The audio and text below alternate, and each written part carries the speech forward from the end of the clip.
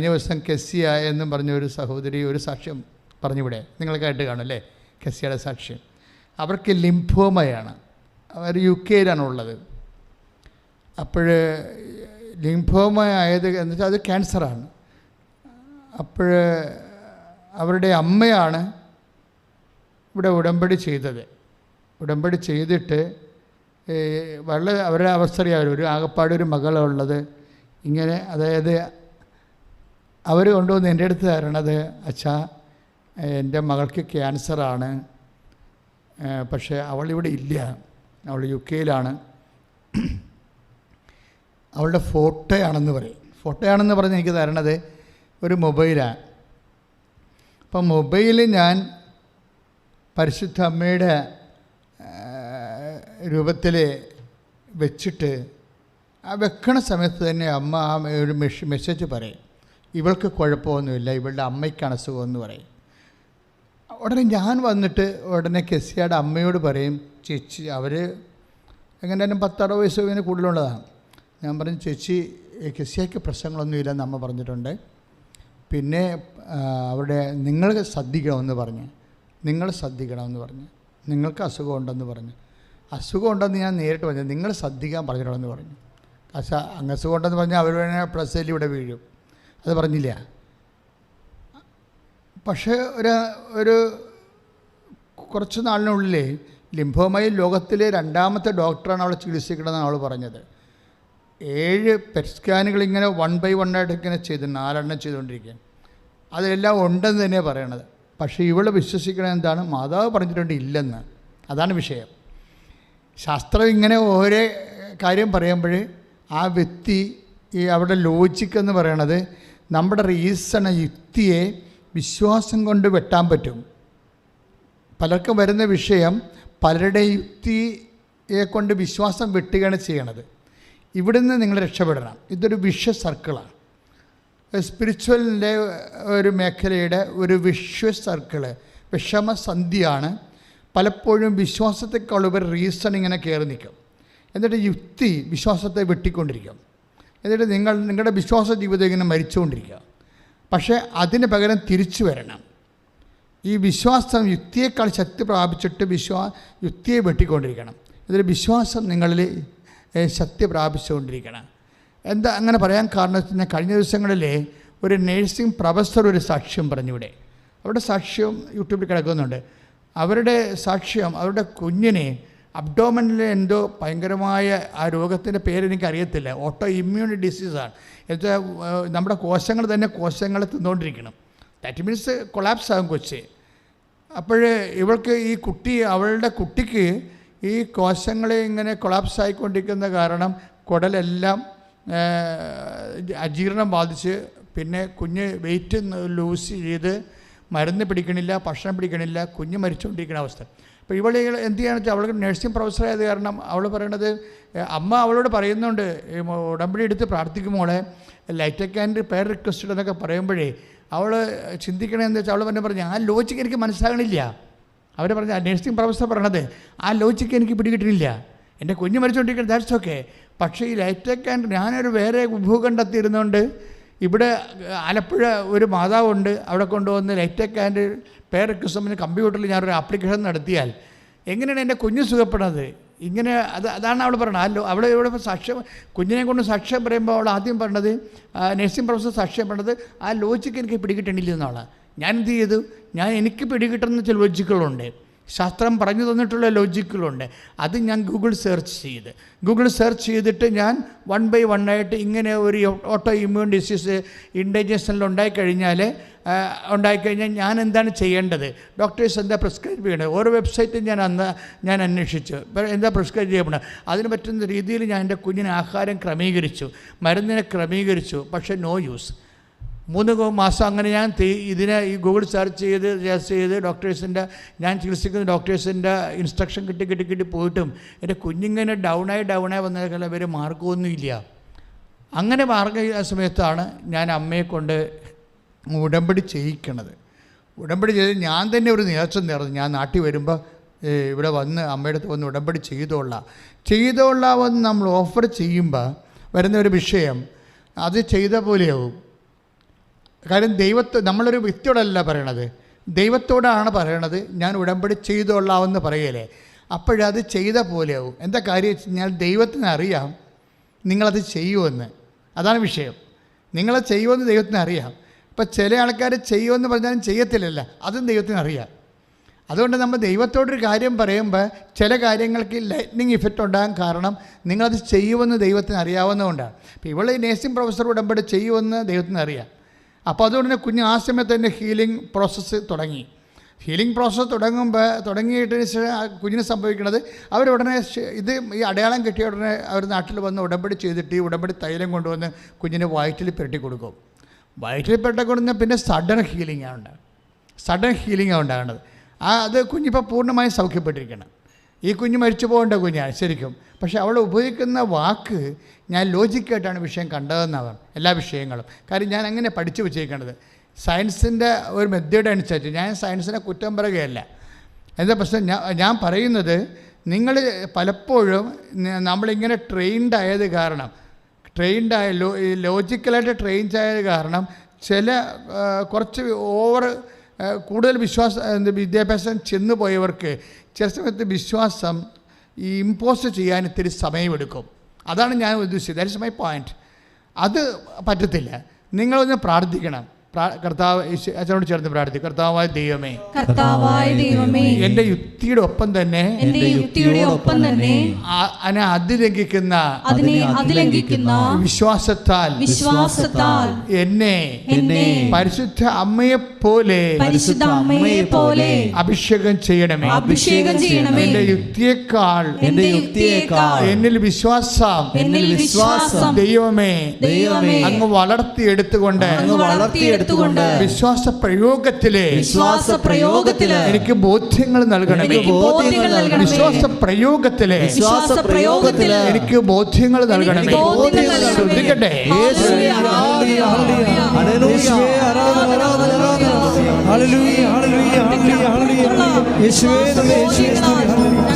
ഓൺലൈനിലിരിക്കുന്നവരായാലും ശരി, ഇവിടെ പിൽഗ്രിമിലിരിക്കുന്നവരായാലും ശരി, നിങ്ങളുടെ മനസ്സ് ഈ ആരാധനയ്ക്ക് സെറ്റ് ചെയ്യാൻ വേണ്ടി ശ്രദ്ധിക്കണം കേട്ടോ. മനസ്സ് ആരാധനയ്ക്ക്. കാരണം ഈ ആരാധന സമയങ്ങളിലാണ് കർത്താവ് വലിയ അടയാളങ്ങൾ നൽകുന്നത്. അതുകൊണ്ട് തന്നെ ഇപ്പോഴേ ഈശോ കാണിച്ചത് ഹൃദയമാണ് കാണിച്ചത്. ഹൃദയം എന്ന് പറഞ്ഞു കഴിഞ്ഞാൽ ഒരു വലിയ പഴയ ഒരു ഹൃദയമാണ്. പ്രായമുള്ള ആളാണെന്ന് തോന്നണേ. അപ്പം അങ്ങനെ വരുമ്പോഴുണ്ടാകുന്ന വിഷയം, അവർ അങ്ങനെ പ്രായമുള്ളവർക്ക് ഹൃദയത്തിന് അസ്വസ്ഥത ഉള്ളവരാണെങ്കിൽ ഈ സമയത്ത് അവർക്ക് നെഞ്ച് പൊത്തി പിടിച്ചുകൊണ്ട് വിശ്വാസപ്രമാണം ചെല്ലാം. മറ്റുള്ളവർ സ്തുതിക്കട്ടെ ഹല്ലേലൂയ. കർത്താവേ, ഹൃദയാഘാതം വന്നവരെ സ്പർശിക്കണമെന്ന് പ്രാർത്ഥിക്കുന്ന ബ്ലോക്കുകൾ കർത്താവേ, വാൽവുകൾ വീക്കായവരെ, വാൽവിന് ബ്ലോക്ക് വന്നവരെ, അതിന് മരുന്ന് കഴിച്ചുകൊണ്ടിരിക്കുന്നവരെ, കർത്താവെ പ്രഷർ കൂടിപ്പോയവരെ, എപ്പോഴും പ്രഷർ കൺട്രോൾ ചെയ്യാൻ പറ്റാത്തവരെ, മരുന്ന് കഴിച്ചിട്ടും പ്രഷർ കൺട്രോൾ ചെയ്യാൻ പറ്റാത്തവരെ, എപ്പോഴും തലവേദന ഉള്ളവരെ, അതിൻ്റെ പേരിൽ എപ്പോഴും കിടക്കേണ്ടി വരുന്നവരെ, ശ്വാസം കൃത്യമായിട്ട് കിട്ടാതെ വരുന്നവരെ എല്ലാവരും ആശീർവദിക്കണമേ. കർത്താവിൻ്റെ തിരുമുറിവാർന്ന വലത് കരത്താൽ കർത്താവേ ഈ ഹൃദയത്തെ സ്പർശിക്കണമേ. എല്ലാ ഹൃദ്രോഗികളെയും സ്പർശിക്കണമേ. യേശുവിൻ്റെ ശക്തി മരുന്നോ ലേപനമല്ല കർത്താവേ, അങ്ങയുടെ വചനമാണല്ലോ അങ്ങയുടെ മക്കളെ സുഖപ്പെടുന്നത്. വചനത്തിൻ്റെ കരുത്താൽ, വചനത്തിൻ്റെ ശക്തിയാൽ ഹൃദയ രോഗങ്ങൾ, വചനത്തിൻ്റെ കരുത്താൽ, വചനത്തിൻ്റെ ശക്തിയാൽ ഹൃദയ രോഗങ്ങൾ യേശുനാമത്തിലെ ഇപ്പോൾ സൗഖ്യമാകട്ടെ. ശ്രദ്ധിക്കട്ടെ. പരമദിവ്യകാരുണ്യത്തിന് പ്രാർത്ഥിക്കുക. അമ്മയെ പരിശുദ്ധമ്മേ, ദൈവമാതാവേ, പിൽഗ്രിം ഉടമ്പടിയായി തീർത്ഥാടന പ്രാർത്ഥന കൂടുന്നവരെല്ലാം, ഓൺലൈൻ പ്രാർത്ഥന കൂടുന്നവരെല്ലാം കർത്താവേ അങ്ങയുടെ വലത്ത് കരത്താൽ മക്കളെ സ്പർശിക്കണമേ. അവരുടെ ഭാരങ്ങളെ നീ ഏറ്റെടുക്കണമേ. നീ ഏറ്റെടുക്കണമേ. കർത്താവിന്റെ ശക്തി, പ്രാർത്ഥിക്കുവാനുള്ള ശക്തി, വിശ്വസിക്കാനുള്ള ശക്തി, പാടുവാനുള്ള ശക്തി, പരിശുദ്ധാത്മാവിന്റെ ശക്തി, അത്യുന്നതന്റെ ശക്തി, അത്യുന്നതന്റെ ശക്തി ഇപ്പോൾ ആവശ്യിക്കട്ടെ.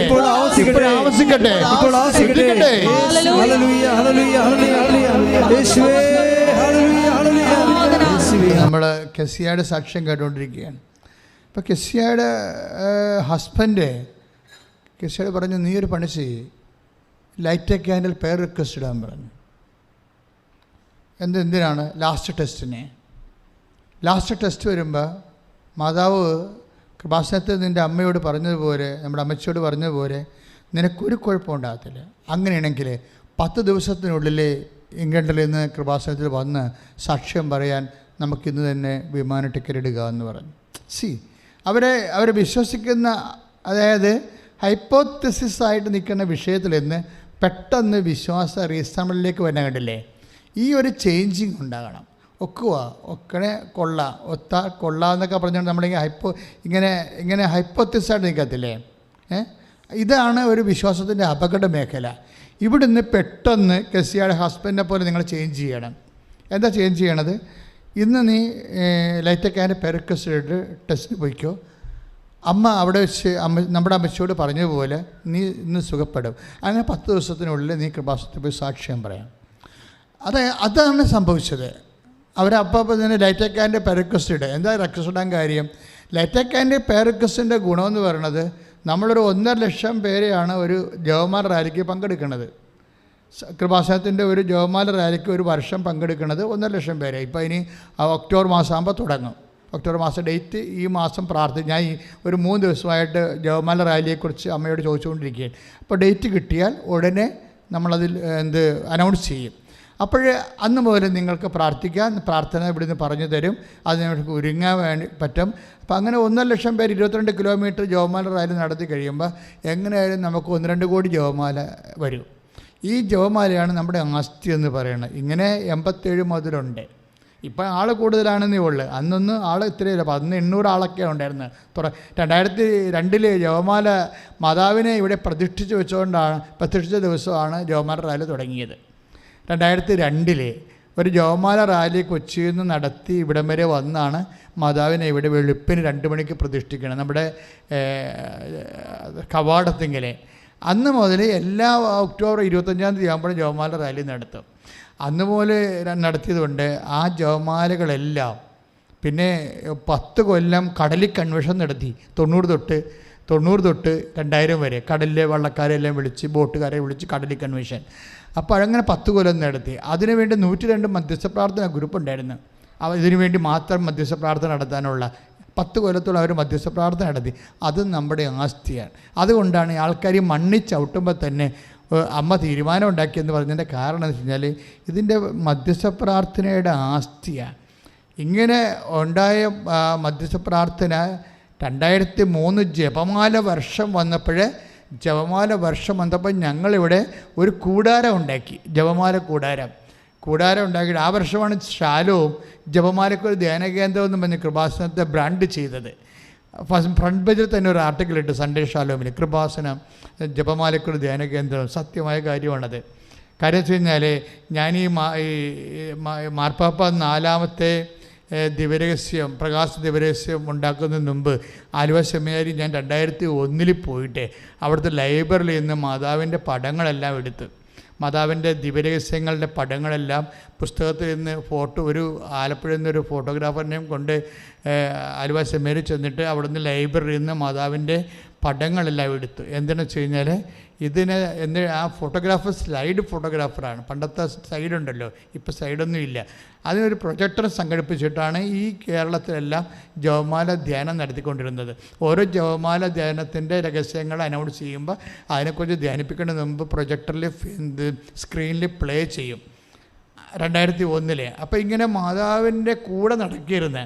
അതിനുശേഷം അത് 2002, 2003 ആയപ്പോൾ ഇവിടെ മാതാവ് മാർപ്പാപ്പ ജപമാല വർഷം പ്രഖ്യാപിച്ച്. അതോടുകൂടി ഞങ്ങളിവിടെ ഒരു കൂടാരം ഉണ്ടാക്കിയിട്ട് 24 മണിക്കൂർ ജപമാല 365 ദിവസവും 300 അപ്പോൾ ഒരു 120 ഗ്രൂപ്പ് ഉണ്ടായിരുന്നു. അന്ന് കടലോരത്തെ ഗ്രൂപ്പ് ഉണ്ടായിരുന്നു. ഈ കടലോര കൺവെൻഷൻ്റെ ഗ്രൂപ്പുകളൊക്കെ നിലനിൽപ്പുണ്ടായിരുന്നു. അവരെ വിളിച്ചിട്ട് ഇവിടെ രാത്രിയും പകരും 365 ദിവസം വെച്ചാൽ ഒക്ടോബർ 25 തുടങ്ങി, എന്നിട്ട് ഡിസംബർ അടുത്ത 2004 ഒക്ടോബർ 25 അവസാനിച്ച്. ആ ഗ്രൂപ്പ് രാത്രിയുണ്ട് പകലും ഉണ്ടായിരുന്നു, 24 മണിക്കൂറാണ്. അപ്പോൾ 24 മണിക്കൂറും ഒരു വർഷം മുഴുവനും ജപമാല നടത്തി. അങ്ങനെ 2004 ഒക്ടോബർ 25 അത് സ്റ്റോപ്പ് ചെയ്യുകയും 2004 ഒക്ടോബർ നവംബർ ഡിസംബർ 7 ആയപ്പോഴാണ് അമ്മ പ്രത്യക്ഷപ്പെട്ടത്. അതായത് ഇതുപോലെ സിൽവർ ഗ്രേയിൽ സമയഘടികാരം നെഞ്ചിൽ ചാർത്തി ദുരന്തമുണ്ടാകുമ്പോൾ പ്രാർത്ഥിക്കണമെന്ന് പറഞ്ഞ്. കാര്യം പ്രാർത്ഥന എന്താ വെച്ചാൽ പ്രാർത്ഥന തന്നെയായിരുന്നു നമ്മുടെ ജോലി. ഈ കാലങ്ങളിലെല്ലാം ജോലി അത് തന്നെയായിരുന്നു.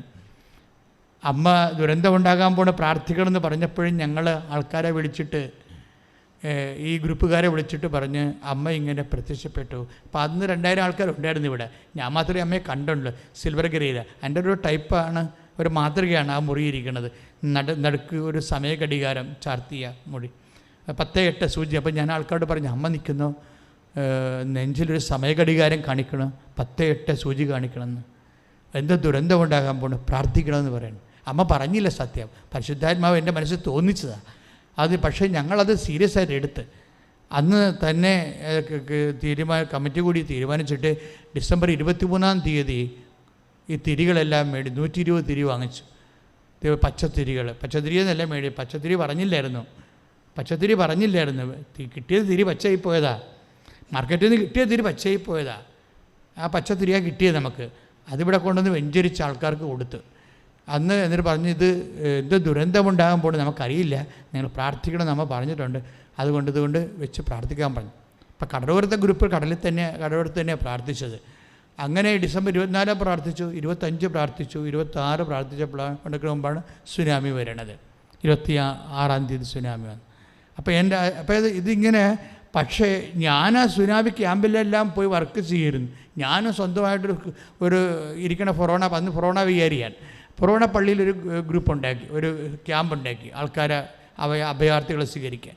അപ്പോൾ ഞാൻ എൻ്റെ വർക്കിലേക്ക് നടന്ന് ഒരു 2-3 മാസം കൊണ്ട് സെറ്റ് ചെയ്തപ്പോൾ ഞാൻ പിന്നെ അത് വിട്ടു. പക്ഷേ അതുകൊണ്ട് ഇടയ്ക്ക് എൻ്റെ അനുഭവങ്ങൾ ഞാൻ പറയും ആൾക്കാരോട്. മരിയൻ കൃപാഭിഷേക ധ്യാനമെന്നും പറഞ്ഞൊരു തപസ് ധ്യാനം ഉണ്ടായിരുന്നു ഇവിടെ. അതിന് ഞാൻ എൻ്റെ അനുഭവങ്ങൾ പറയും, മാതാവിനെക്കുറിച്ചുള്ള അനുഭവങ്ങൾ ഞാൻ ആൾക്കാരോട് പറയും. പക്ഷേ അത് അനുഭവങ്ങളെ പറയത്തുള്ളൂ, അല്ലാതെ മാതാവ് പ്രത്യക്ഷപ്പെട്ട് ഇന്നത്തെ പോലെ പ്രചരിപ്പിക്കൊന്നുമില്ല. ഇന്നിപ്പോൾ ഈ പ്രത്യക്ഷീകരണ പ്രാർത്ഥനയിലൂടെ എല്ലാവരും പ്രാർത്ഥിക്കുമ്പോൾ തന്നെ അത് ആൾക്കാർക്ക് അതിനു വേണ്ടിയുള്ള മാതാവിൻ്റെ പ്രത്യക്ഷീകരണത്തിന് വേണ്ടിയാണല്ലോ പ്രാർത്ഥിക്കുന്ന ആൾക്കാർ. അതിൻ്റെ സ്ഥിരീകരണത്തിന് വേണ്ടി സഭ അത് പഠിക്കാൻ വേണ്ടിയാണ് പ്രാർത്ഥിക്കുന്നത്. പക്ഷേ എന്താ പ്രശ്നം വെച്ച് കഴിഞ്ഞാൽ ഇപ്പോഴേ ഈ 2015 ആയപ്പോൾ ഞാനിത് പ്രചരിപ്പിക്കാഞ്ഞതിൻ്റെ പേരിൽ മാതാവിൻ്റെ ഒരു ഇടപെടലുണ്ടായി.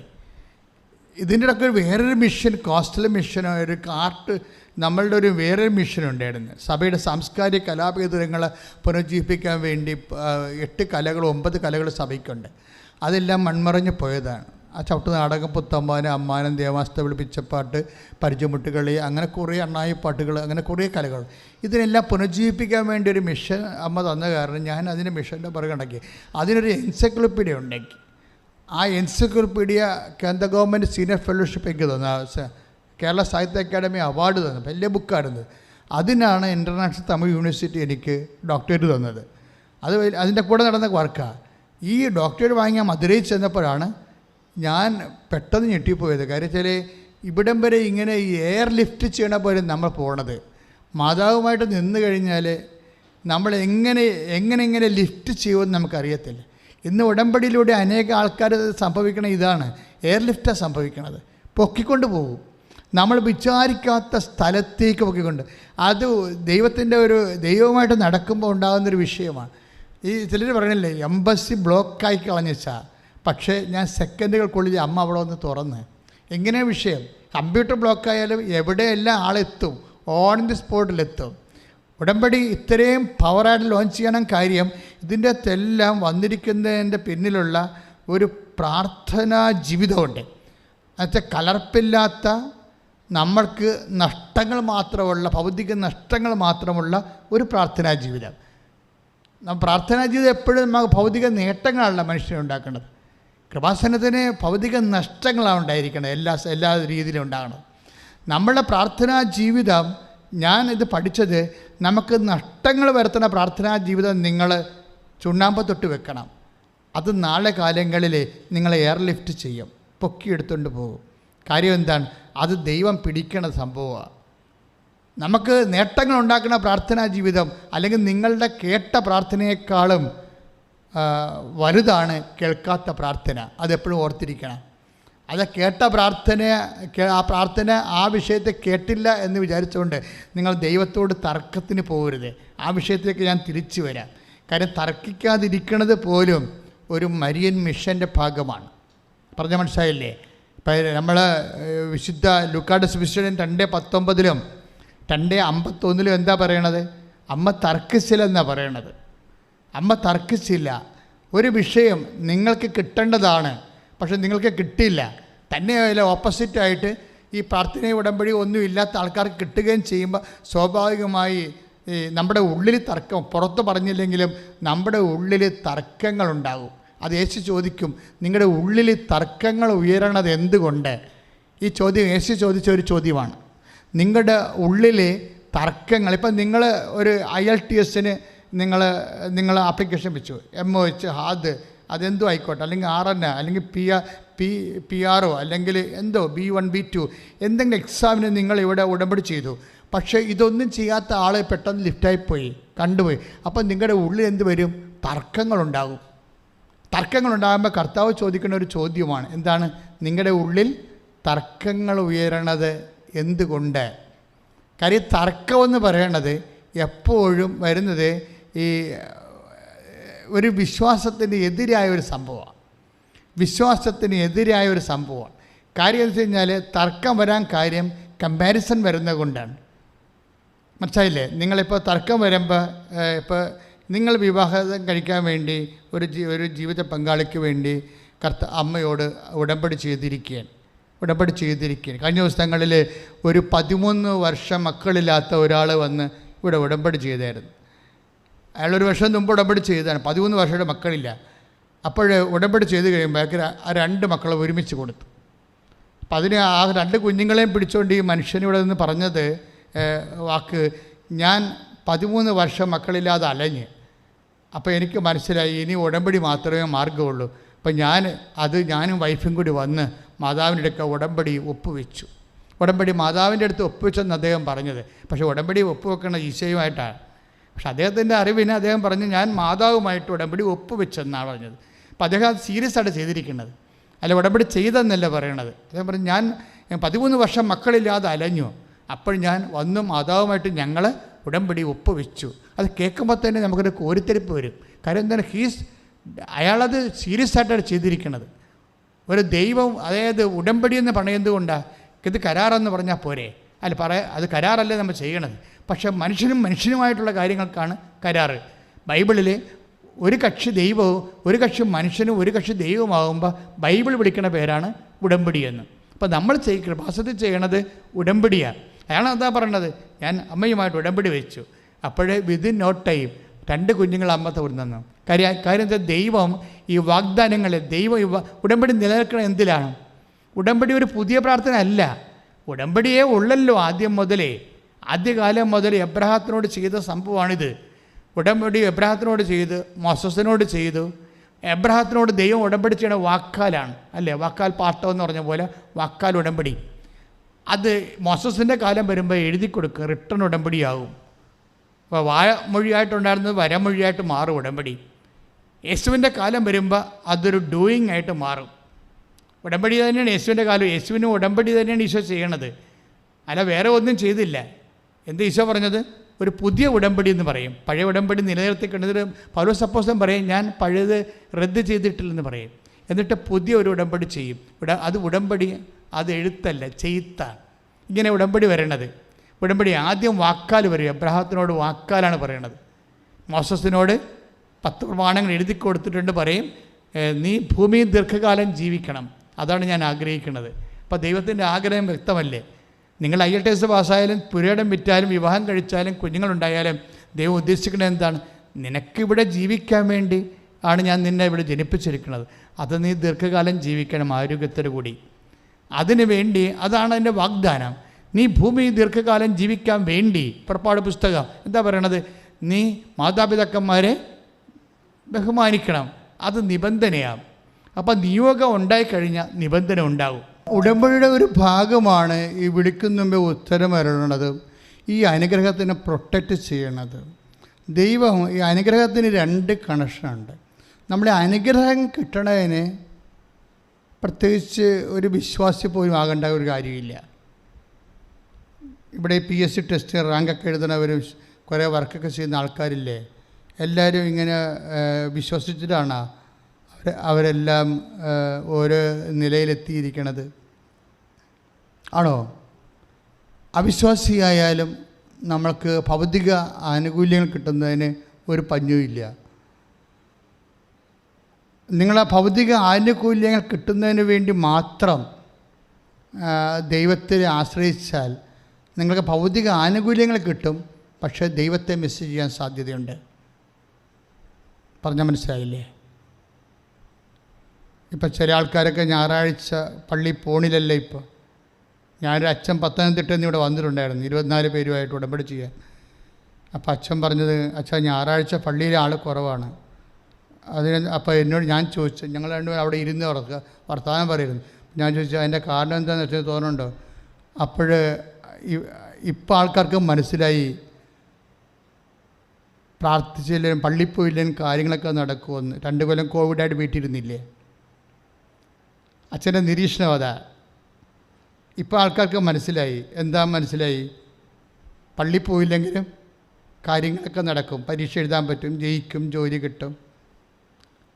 അപ്പോഴേ ഞാൻ ഓർക്കിയിരുന്നു അച്ഛൻ പറഞ്ഞതേ, ആൾക്കാരപ്പോൾ ഈ ഞായറാഴ്ച കുർബാനയ്ക്ക് പോയിരുന്നത് പലരും എന്തുദ്ദേശത്തിലാണ്? എല്ലാവരും അല്ല, എന്തുദ്ദേശത്തിലാണ്? എന്തെങ്കിലും കാര്യങ്ങൾ നടക്കാൻ വേണ്ടിയാണ് ദൈവത്തിൻ്റെ അടുത്ത് പോയിരുന്നത്. ഇപ്പോൾ ദൈവത്തെ കൂടാതെ തന്നെ കാര്യങ്ങൾ നടക്കുമെന്ന് കോവിഡ് നമ്മളെ പഠിപ്പിച്ചു അല്ലേ? ക്ലിയർ അല്ലേ? കോവിഡ് കാലത്ത് എന്തുമാത്രം പരീക്ഷ ആൾക്കാർ എഴുതി. എല്ലാ പരീക്ഷയും കോവിഡ് ഉണ്ടായിരുന്നതിന് മുമ്പുള്ള സമയത്തൊക്കെ ഗവൺമെൻറ് ഗ്രേസ് മാർക്ക് വരെ കൊടുത്തു. 30 മാർക്ക് 40 മാർക്ക് വെറുതെ വാരിക്കോരിയിട്ട് കൊടുത്തു അല്ലേ? അപ്പം ഇതിൻ്റെ അർത്ഥം എന്താണ്? അതായത് ദേവാലയത്തിൽ പോയില്ലെങ്കിലും വീട്ടിൽ കുത്തിയിരുന്നാലും കാര്യങ്ങളൊക്കെ ഭംഗിയായിട്ട് നടക്കും. അപ്പോൾ ഒരു കാര്യം എൻ്റെ സഹോദരൻ എനിക്ക് പറയാനുണ്ട്.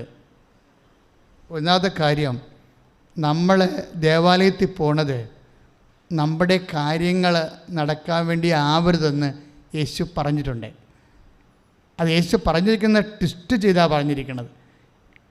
പള്ളിയിൽ പോയില്ലെങ്കിലും കാര്യങ്ങൾ നടക്കുമെന്ന് ഈശോയാണ് ആദ്യം പറഞ്ഞത്. പറഞ്ഞ മനസ്സിലായില്ലേ? പള്ളിയിൽ പോയില്ലെങ്കിലുമൊക്കെ കാര്യങ്ങൾ ഭംഗിയായിട്ട് കല്യാണം കഴിക്കും, പ്രസവിക്കുകയും ചെയ്യും, പിള്ളേരെ വളർത്തുകയും ചെയ്യും, എല്ലാ കാര്യങ്ങളും നടക്കും. കയ്യിലിരിപ്പ് മോശമാണെങ്കിലും കാര്യം നടക്കുമെന്ന് പറഞ്ഞിട്ടുണ്ട് ഈശോ. നിങ്ങളുടെ കയ്യിരിപ്പ് അല്ലെങ്കിൽ എൻ്റെ കയ്യിരിപ്പ് ഇത്തിരി മോശമാണെങ്കിലും കാര്യങ്ങളൊക്കെ ഭംഗിയായിട്ട് നടക്കുമെന്ന് ലോകത്തോട് പറഞ്ഞത്, ചങ്കൂറ്റത്തോട് പറഞ്ഞത് ഈശോ മാത്രമാണ്. ദൈവത്തിൻ്റെ അടുത്ത് പ്രാർത്ഥിച്ചില്ലെങ്കിലും കാര്യങ്ങളെല്ലാം ഭംഗിയായിട്ട് നടക്കും. കയ്യിരിപ്പ് മോശമാണെങ്കിലും കാര്യങ്ങൾ നടക്കും എന്ന് ലോകത്തോട് ചങ്കൂറ്റത്തോടെ പറഞ്ഞ ഈശോ മാത്രമാണ്. പിന്നെ നമ്മളെന്തിനാ പ്രാർത്ഥിക്കണത്? കാര്യം ഈ വിഷയത്തിൽ നമ്മൾ ഇത്ര റീസൺ ഉപയോഗിക്കണം നല്ലതായിരിക്കും. ദൈവത്തെ കൂടാതെ തന്നെ കാര്യങ്ങളൊക്കെ നടക്കും. പിന്നെ എന്തിനാണ് നമ്മൾ പ്രാർത്ഥിക്കുന്നത്? എന്താ പറഞ്ഞത്? അങ്ങനെ നിങ്ങൾ നിങ്ങളുടെ സ്വർഗ്ഗസ്ഥനായ പിതാവിൻ്റെ മക്കളായി തീരും. അവിടുന്ന് ശിഷ്യരുടെ മേലും ദുഷ്ടരുടെ മേലും തൻ്റെ സൂര്യനെ ഉദിപ്പിക്കുകയും നീതിമാന്മാരുടെയും നീതിരഹിതരുടെയും മേൽ മഴ പെയ്യുകയും ചെയ്യുന്നു. അതാണ് വിഷയം. മത്തായിയുടെ സുവിശേഷമാണ് 5:45. അപ്പോൾ നീതിമാനായാലും നീതിരഹിതനായാലും അവൻ്റെ മേൽ ദൈവം മഴ പെയ്യിക്കും. നീതിരഹിതനെ മാറ്റി നിർത്തിയിട്ട് നീ അങ്ങോട്ട് മാറ്, ഈ മഴ നീതിമാന് മാത്രം ഉള്ളതാണെന്ന് ദൈവം പറയത്തില്ല. നിങ്ങളിങ്ങോട്ട് മാറി, ഇത് പള്ളിയിൽ പോണവർക്ക് മാത്രമുള്ള അനുഗ്രഹമാണെന്ന് ദൈവം പറയത്തില്ല. ദൈവം എല്ലാവർക്കും വേണ്ടിയാണ്. അതാണ് എല്ലാം. ഭൗതിക അനുഗ്രഹങ്ങൾ നമ്മൾ ലഭിക്കുന്നതിന് നമ്മളൊരു വിശ്വാസി പോലും ആവേണ്ട ആവശ്യമില്ല. പിന്നെ നമ്മൾ എന്തിനാണ് വിശ്വാസിയാകണത്? പിന്നെ നമ്മൾ എന്തിനാണ് ദൈവത്തിൽ ഓരോ വിഷയങ്ങൾക്ക് ആശ്രയിക്കണത്?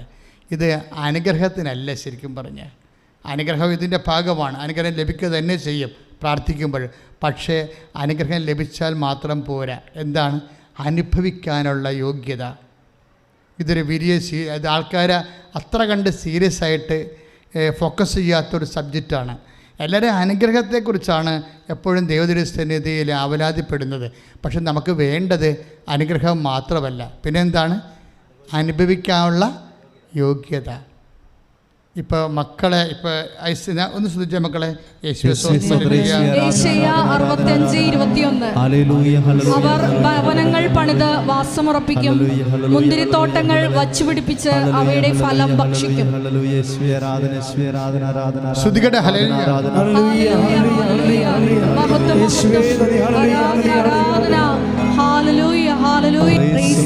അതായത് ഈ പ്രാർത്ഥനയുടെ ഫോക്കസ് പോയിൻ്റ് വരേണ്ടത് അനുഗ്രഹത്തിനേക്കാളുപരി അനുഭവിക്കാനുള്ള യോഗ്യതയിലാണ്. പിടിയോ? അതെപ്പോഴും നമ്മൾ ശ്രദ്ധിക്കണം. അതായത് നമ്മൾ ദൈവത്തിനെ ആശ്രയിക്കുന്നതിൻ്റെ കാരണം, കർത്താവേ നീ തന്ന അനുഗ്രഹങ്ങൾ അനുഭവിക്കാനുള്ള യോഗ്യത ഉണ്ടാകണമേ. It's A point. ഒന്ന് നെഞ്ചത്തെ കൈവച്ച് പറഞ്ഞ് പ്രാർത്ഥിച്ച്, കർത്താവേ നീ തന്നതും തരാൻ പോകുന്നതുമായ അനുഗ്രഹങ്ങളിലെ അനുഭവിക്കാനുള്ള യോഗ്യത എനിക്കും എൻ്റെ കുടുംബത്തിനും നൽകണമേ. കർത്താവേ നീ തന്നതും തരാൻ പോകുന്നതുമായ അനുഗ്രഹങ്ങളിലെ അനുഭവിക്കാനുള്ള യോഗ്യത എനിക്കും എൻ്റെ കുടുംബത്തിനും നൽകണമേ. ഇതിപ്പോൾ മക്കളുണ്ടാകുന്ന കാര്യം തന്നെ എടുത്തു. മക്കളുണ്ടാകുന്ന കാര്യം, നിങ്ങൾ മക്കൾ വേണമെന്ന് പറഞ്ഞ് പ്രാർത്ഥിച്ചോ. ഇതിപ്പോൾ ഇന്നത്തെ സാക്ഷ്യം എന്താ? അവർക്ക് 5 വർഷമായിട്ട് മക്കളില്ല. 5 വർഷമായിട്ട്. അപ്പോൾ അവർ മക്കളുണ്ടാകത്തില്ലെന്ന് ഡോക്ടർ പറഞ്ഞ്. അപ്പോഴവരിവിടെ വന്ന് ഉടമ്പടി, അങ്ങനെ ഒന്ന് പറഞ്ഞാൽ പിന്നെ എന്താ മാർഗം? പിന്നെ ഉടമ്പടിയല്ലേ ഉള്ളൂ, ലോകത്തുടമ്പടിയേ ഉള്ളൂ. അതുകൊണ്ടാണ് എല്ലാ മനുഷ്യരും റഷ്യയിൽ നിന്നും പോളണ്ടിലൊക്കെ വന്ന് ഉടമ്പടി ചെയ്തിട്ടുണ്ട് ആൾക്കാർ, അവിടുത്തെ നാട്ടുകാർ. ഇപ്പം എന്താ പ്രശ്നത്തിൽ അറിയാവുന്നവർക്കറിയാം, ഇതൊരു ലാസ്റ്റ് നമ്മുടെ ഒരു ഓപ്ഷനാണ്. ഇതൊരു ഫുൾ ഓപ്ഷനാണ്, അതേസമയം തന്നെ ലാസ്റ്റ് ഓപ്ഷനാണ്. ഇതിൻ്റെ അപ്പുറത്തിന് ഓപ്ഷനില്ല. ലോകത്ത് അതാത് കാലങ്ങളിലൊക്കെ ദൈവം ഓരോ പ്രാർത്ഥന കൊടുക്കുകയും, ഇപ്പോൾ 12-ാം നൂറ്റാണ്ടിലാണ് കുരിശിൻ്റെ വഴി കൊടുത്തത് അല്ലേ? കുരിശിൻ്റെ വഴി കിട്ടിയത്. അപ്പം അതിൻ്റെ അകത്തുള്ള ആ കുരിശിൻ്റെ വഴിയുടെ ആക്കാമ്പം എന്താണ്? പശ്ചാത്താപമാണ്. കർത്താവിൻ്റെ കുരിശിൻ്റെ കൂടെ നമ്മൾ യാത്ര ചെയ്യുമ്പോൾ, അതിനനുസ്മരിച്ചുകൊണ്ട് യാത്ര ചെയ്യുമ്പോൾ നമ്മുടെ പാപത്തിന് പ്രായശ്ചിത്തമായിട്ട് നമ്മൾ ചെയ്യുന്ന ദോഷപ്രതി ശ്രീവാപ്പാതയാണ് കുരിശിൻ്റെ വഴി അല്ലേ? പിന്നെ നമുക്ക് വന്നത് 13-ാം നൂറ്റാണ്ടിലാണ്. 13-ാം നൂറ്റാണ്ടിലാണ് ഈ ആരാധന തുടങ്ങിയത് അല്ലേ? ആരാധന തുടങ്ങിയതിൻ്റെ എന്താണ്? ലംബാർഡ്സ്, വിസിഗോട്ട്സ്, മൂർസ്, അങ്ങനെയുള്ള കൊലപാതക വർഗങ്ങൾ, ഭീകരപ്രവർത്തകന്മാർ, അത് ഇന്നും ഉണ്ടല്ലോ, ഈ കാലങ്ങളിലും ഉണ്ട്. ഇപ്പോൾ അവിടെ സിലോണിലൊക്കെ ബോംബ് വെച്ചിട്ട് ആ രാജ്യം തന്നെ ഇപ്പോൾ അസ്ഥിരപ്പെട്ടു പോയി. അപ്പോൾ അത് ആ കാലങ്ങളിലും ഉണ്ടായിരുന്നു. ലംബാർഡ്സും വിസിഗോട്ട്സും ഒക്കെ റോമൻ നാഗരികതയെ പൊടുന്നതിനെ മിന്നലാക്രമണം നടത്തി അച്ഛന്മാരെയും അതുപോലെ തന്നെ കോൺവെൻ്റിലൊക്കെ ചെന്ന് കൊള്ളടിച്ച് അച്ഛന്മാരെ സിസ്റ്റേഴ്സിനെ നാട്ടുകാരെ കൊല്ലുന്നൊരു കാലം ഉണ്ടായിരുന്നു 13-ാം നൂറ്റാണ്ട്. ബ്ലാക്ക് ഏജ്, ഡാർക്ക് ഏജ് എന്നൊക്കെ പറയുന്ന കാലം.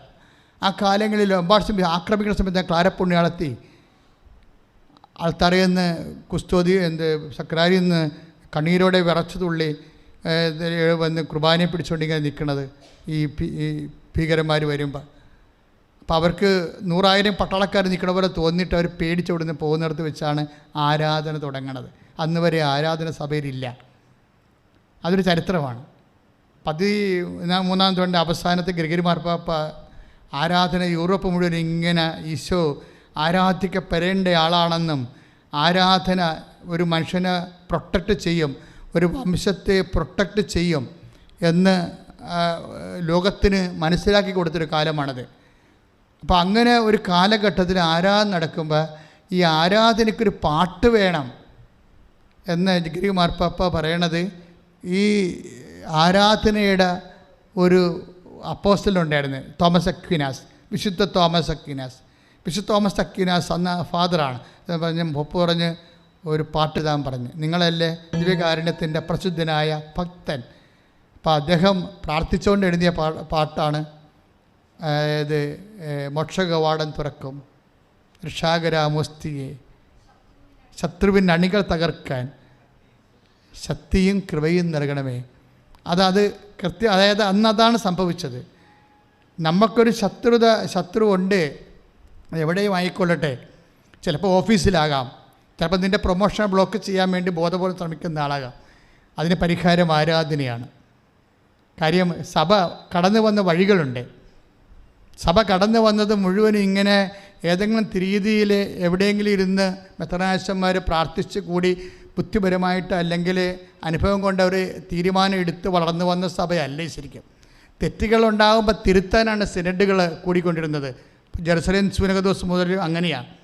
പക്ഷേ ദൈവം പ്രവർത്തിച്ചത് മുഴുവനും ഇതുപോലെയുള്ള ചെറിയ മനുഷ്യരിലൂടെയാണ്. ചെറിയ മനുഷ്യരെ ഒരു വിഷയം വരുമ്പോൾ ദൈവം അവരെ തോണ്ടും. ഇങ്ങനെ ചെയ്താൽ മതി. ക്ലാര പുണ്യാളത്തോട് പറഞ്ഞു, ക്ലാര നീ എന്നെയും കുടിച്ചോട്, എന്തിന് അങ്കണത്തിൽ പോയി നിൽക്കുക, ബാക്കി എന്ത് വരണമെന്ന് നമുക്ക് അവിടെ വെച്ച് ചെയ്യാം എന്ന് പറഞ്ഞു. ഞാൻ നിങ്ങളുടെ കൂടെ ഉണ്ടാകുമെന്നല്ല ഈശോ പറഞ്ഞത്. അതിങ്ങനെ സക്രാരി പൂട്ടി ഇരിക്കാനല്ലല്ലോ, നമ്മളെ സംരക്ഷിക്കാൻ വേണ്ടി തന്നെയാണ്. അതുകൊണ്ടാണ് നമ്മളിവിടെ വന്നിട്ട് ഈ ആരാധന നടത്തുന്നത്. പ്രാർത്ഥിക്കുക, കർത്താവാ ദൈവമേ, എൻ്റെ ജീവിതത്തിലും സാമ്പത്തിക ജീവിതത്തിലും ശാരീരിക ജീവിതത്തിലും ഒത്തിരിയേറെ ശത്രുതയില് ഞാൻ വളയപ്പെട്ടിരിക്കുന്നു. എന്നെ ഭീഷണിപ്പെടുത്തുന്നവരുണ്ട്. ഗത്യന്തരമില്ലാതെ എനിക്ക് ജീവിക്കാൻ മേലാതെ ഞാനായിരിക്കുന്നു. കർത്താവേ, അങ്ങ് മോക്ഷകവാടം തുറന്ന് ശത്രുവിന്റെ അണികളെ ഈ നിമിഷം ഭേദിക്കണമേ, ഈ നിമിഷം ഭേദിക്കണമേ, പ്രതിരോധിക്കണമേ. ശ്രദ്ധിക്കട്ടെ, മോക്ഷകവാടം തുറന്ന് ശ്രദ്ധിക്കട്ടെ, ശ്രദ്ധിക്കട്ടെ. പരിശുദ്ധ കുർബാന ദൈവം നമുക്ക് ഇറക്കി തന്നത്, അത് പിന്നെ സഭയുടെ ജീവിതത്തിൻ്റെ ആരാധന ജീവിതത്തിൻ്റെ ഭാഗമായി. പിന്നീട് 14-ാം നൂറ്റാണ്ടായി, 15-ാം നൂറ്റാണ്ടായി, 16-ാം നൂറ്റാണ്ടായപ്പോഴാണ് ജപമാല തന്നത്. ബാറ്റിൽ ഓഫ് ലെപ്പാൻഡോയിൽ വെച്ചാണ് ജപമാല. തുർക്കികൾ യൂറോപ്പിനെ വിഴുങ്ങണ ഒരു സമയം വന്നപ്പോൾ ലെപ്പാൻഡോ യുദ്ധത്തിൽ അവസാന തകർച്ചയുടെ സമയത്ത് ജനങ്ങൾ ജപമാല ചെല്ലാൻ തുടങ്ങി. പോപ്പിൻ്റെ കൂടെയാണ്, പരിശുദ്ധ പിതാവിൻ്റെ കൂടെ. അപ്പോൾ തുർക്കികൾക്കെതിരെ കടലിൽ നടന്ന യുദ്ധത്തിൽ കാറ്റ് മറിഞ്ഞു വീശിയാണ് അന്ന് യൂറോപ്പ് വിശ്വാസത്തിൽ നിലനിന്നത്. യൂറോപ്പ് രക്ഷപ്പെട്ടത് പ്രാർത്ഥനയിലൂടെയാണ് രക്ഷപ്പെട്ടത്. അന്ന് മുതലാണ് ജപമാല സാർവജനീയമായി മാറിയത്. ഏതെങ്കിലും പ്രാർത്ഥനകൾ എടുത്തു കളയാനൊക്കെ സുഖമാണ് സഭാജീവിതത്തിൽ നിന്ന്. ഏതെങ്കിലും പ്രാർത്ഥനയൊക്കെ ബുദ്ധിയും ബോധവും ഒക്കെ കുറവുള്ളവർ, ദൈവികമായ ബുദ്ധി ഞാൻ മാനുഷികമായ ബുദ്ധി കൂടുതലാണല്ല ഇന്ന് എല്ലാവർക്കും. ദൈവികമായ ബുദ്ധിയെക്കുറിച്ചാണ് ഞാൻ പറയണത്. അത് വിവേകമെന്ന് പറയും. ദൈവികമായ ബുദ്ധിയുടെ പേര് വിവേകമെന്നാണ്. വിവേകമുള്ളവർക്ക് വിവേചനമുണ്ടാവും. ആധ്യാത്മിക വിവേകമില്ലാത്തവർക്ക് വിവേചനം ഉണ്ടാകത്തില്ല. അവർ ചില പ്രാർത്ഥനയൊക്കെ ജീവിതത്തിൽ നിന്ന് ആവശ്യമില്ല ആണെന്ന് പറഞ്ഞ് എടുത്തു കളയും.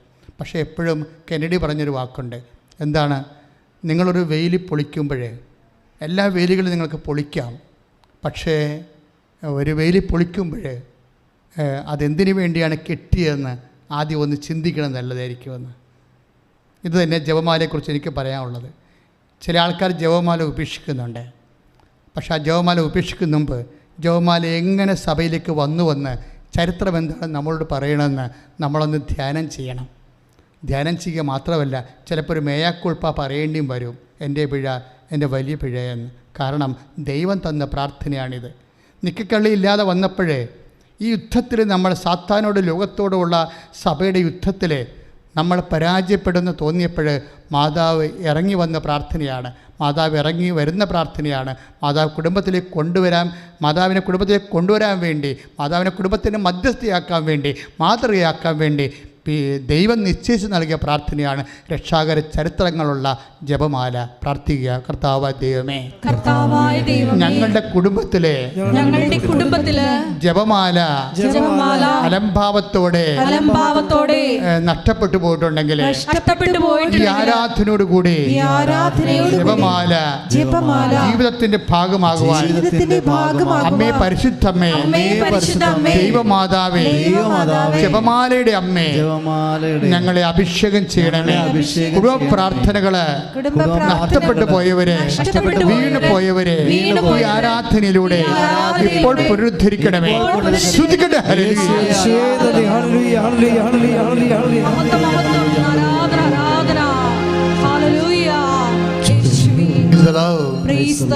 അപ്പോൾ നമ്മൾ 16-ാം നൂറ്റാണ്ടിലാണ് ജപമാലയ്ക്ക് വന്നത്. ഇതും ദൈവം തന്നതാണ്. പ്രത്യേകമായൊരു കാലത്ത് ഒരു വിശ്വാസി ഒരു പ്രതിസന്ധി അനുഭവിക്കുന്ന കാലത്ത് നൽകിയതാണ് ഈ പ്രാർത്ഥന. പിന്നീട് വന്നപ്പോൾ ഈ കാലങ്ങളിൽ തന്നെയാണ് 40 മണി ആരാധന ആരംഭിച്ചത്. അത് ഒരു 16, 17, 18 കാലങ്ങളിലാണ്, 18-ാം നൂറ്റാണ്ടിലാണ് നമ്മുടെ ഈ രാത്രി ആരാധന പോലെയുള്ള 40 മണി ആരാധന ആരംഭിച്ചത്. ഇറ്റലി ആരംഭിച്ചതാണ് 40 മണി ആരാധന 18-ാം നൂറ്റാണ്ടിലെ. അത് ആ കാലങ്ങളിൽ തന്നെ ചാവറയച്ചൻ അതിനുശേഷം കേരളത്തിൽ ആരംഭിച്ചു. അന്ന് ചാവറയച്ചൻ്റെ കാലമാണ്. 1832 കാലഘട്ടം, 40 കാലഘട്ടമല്ല. അപ്പോഴാണ് നമുക്ക് 40 മണി ആരാധന കേരളത്തിൽ ആരംഭിച്ചത്. ചാവറയച്ചനാണ് ആരംഭിച്ചത്. അത് ഇറ്റലിയിൽ നടന്ന ആരാധന, അതിൻ്റെ പകർപ്പാണ് നമ്മൾ ഇവിടെ എടുത്തത്. പക്ഷേ അത് വളരെ അന്നത്തെ കാലത്ത് മനുഷ്യന്മാർ ആരാധന കൂടാൻ വേണ്ടി മാത്രം അന്നാനത്ത് പോരുന്നൊരു കാലം ഉണ്ടായിരുന്നു. കാര്യം അതൊരു വലിയ വിശ്വാസ മുന്നേറ്റത്തിൻ്റെ കാലമായിരുന്നു. പക്ഷേ ആരാധന, ഈ 40 മണി ആരാധനയാണ് 18-ാം നൂറ്റാണ്ടിലെ കോൺട്രിബ്യൂഷൻ, സഭയിൽ വന്ന പ്രാർത്ഥന എന്ന് പറയുന്നത്. അതിനുശേഷം 19 20 ഈ കാലങ്ങളിലെല്ലാം 20 ആയപ്പോഴാണ് 1967 കരിസ്മാറ്റിക് പ്രസ്ഥാനം ഉണ്ടായത്. അതിൻ്റെ കാത്തലിക് വേർഷൻ ഉണ്ടായത് ഒരു 70-ലാണ്, 1970-ലാണ് കാത്തലിക് വേർഷൻ ഉണ്ടായത്. നമ്മളിന്ന് കാണുന്ന പോലുള്ള കൺവെൻഷൻസ് എല്ലാം കരിസ്മാറ്റിക് നവീകരണത്തിൻ്റെ കാത്തലിക് വേർഷൻസാണ്. ഇന്ന് ധ്യാനകേന്ദ്രങ്ങളെല്ലാം, എല്ലാ ധ്യാനകേന്ദ്രങ്ങളും അതൊരു മുന്നേറ്റമാണ്. അത് 1967 മുതലുള്ള നവീകരണത്തിൻ്റെ ഭാഗമായിട്ട് വന്ന പുതിയ പ്രാർത്ഥനാ രീതിയാണ്. അത് അപ്പോസ്തലിക പാരമ്പര്യമുള്ള പ്രാർത്ഥനാ രീതിയാണ്.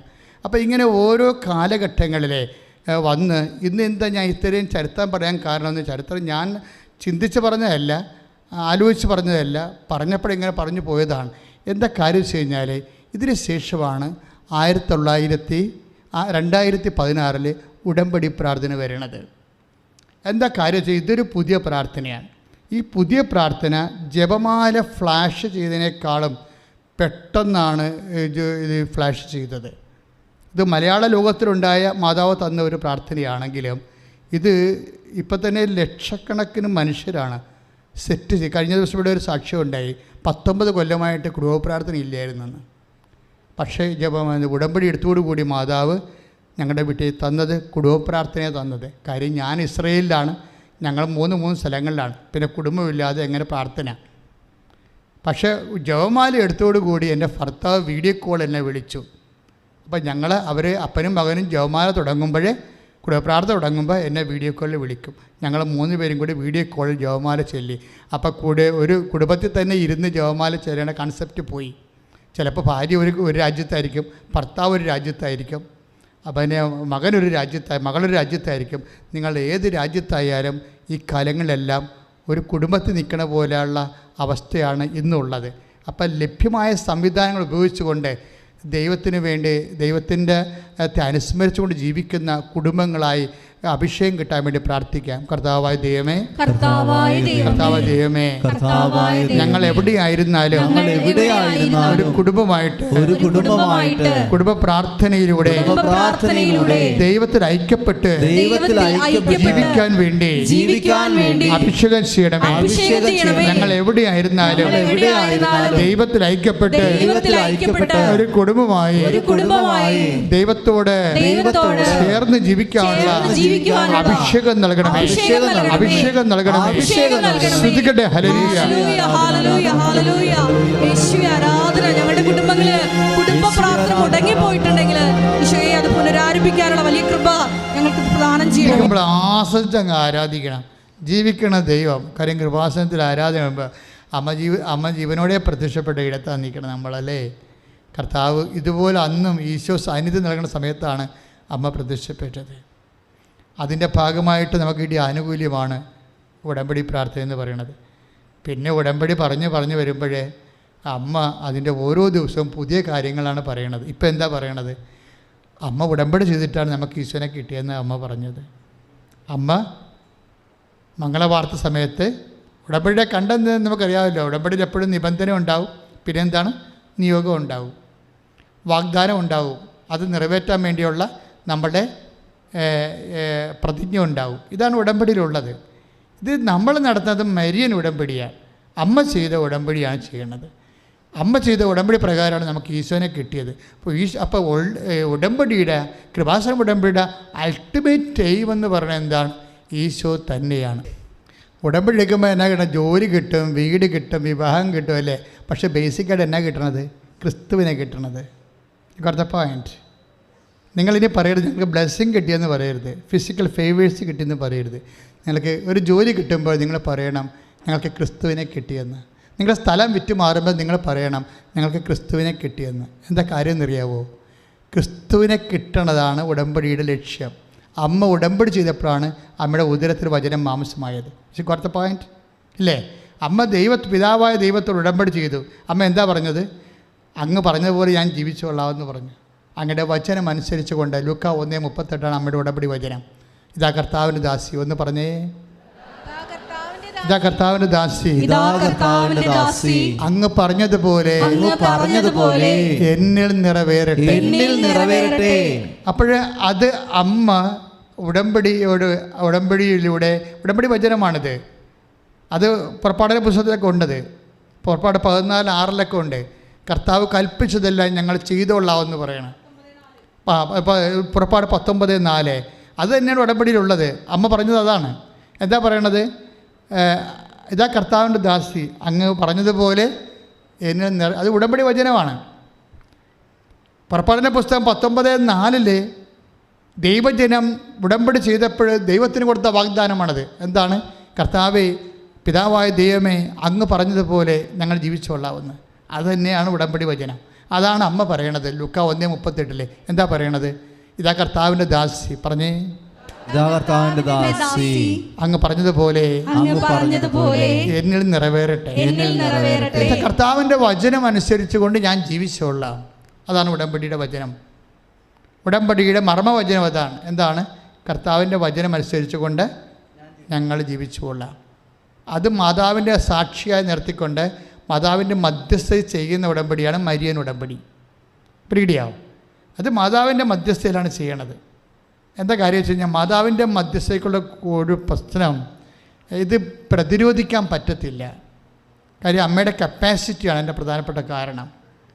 അമ്മ ഒരു കാര്യം പറഞ്ഞാൽ അവർക്ക് വീഞ്ഞില്ല എന്ന് പറയുമ്പോൾ സ്വാഭാവികമായി മെറിറ്റില്ലാത്തൊരു കാര്യമാണത്. എന്താണ് കാര്യം? ഈശോ പറയുന്നുണ്ട്, ഇത് എനിക്കും നിനക്കും എന്താണ്, എൻ്റെ സമയം ഇനി സമാഗതമായിട്ടില്ലല്ലോ. യോഹന്നാൻ 2:3 പറയും അല്ലേ, 2:4. അപ്പോൾ സ്വാഭാവികം നടക്കാൻ സാധ്യതയില്ല. ഒരു പക്ഷേ ദൈവപൈതൽ നീ ഉടമ്പടി വെച്ചിരിക്കുന്ന കാര്യങ്ങൾ സ്വാഭാവികമായി നടക്കാൻ സാധ്യതയില്ലാത്ത കാര്യമാണ്. സ്വാഭാവികമായി നടക്കാൻ കാര്യമില്ലാത്ത കാര്യമാണ്. പക്ഷെ അമ്മ അതിൻ്റെ ഒരു മധ്യസ്ഥം വഹിച്ചാൽ അത് നടക്കും.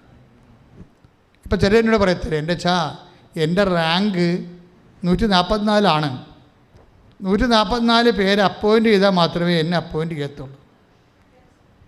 പക്ഷേ 144 സീറ്റില്ല, 144 വേക്കൻസി ഇല്ല എന്ന് പറഞ്ഞിട്ട് അവർ മാതാവ് വേക്കൻസി ഉണ്ടായിട്ട് അവർ അഡ്മിറ്റ് ചെയ്യും കൊണ്ടുപോയി. അയ്യോ, അത് കണ്ടാൽ നമുക്ക് അരഞ്ഞു പോകും.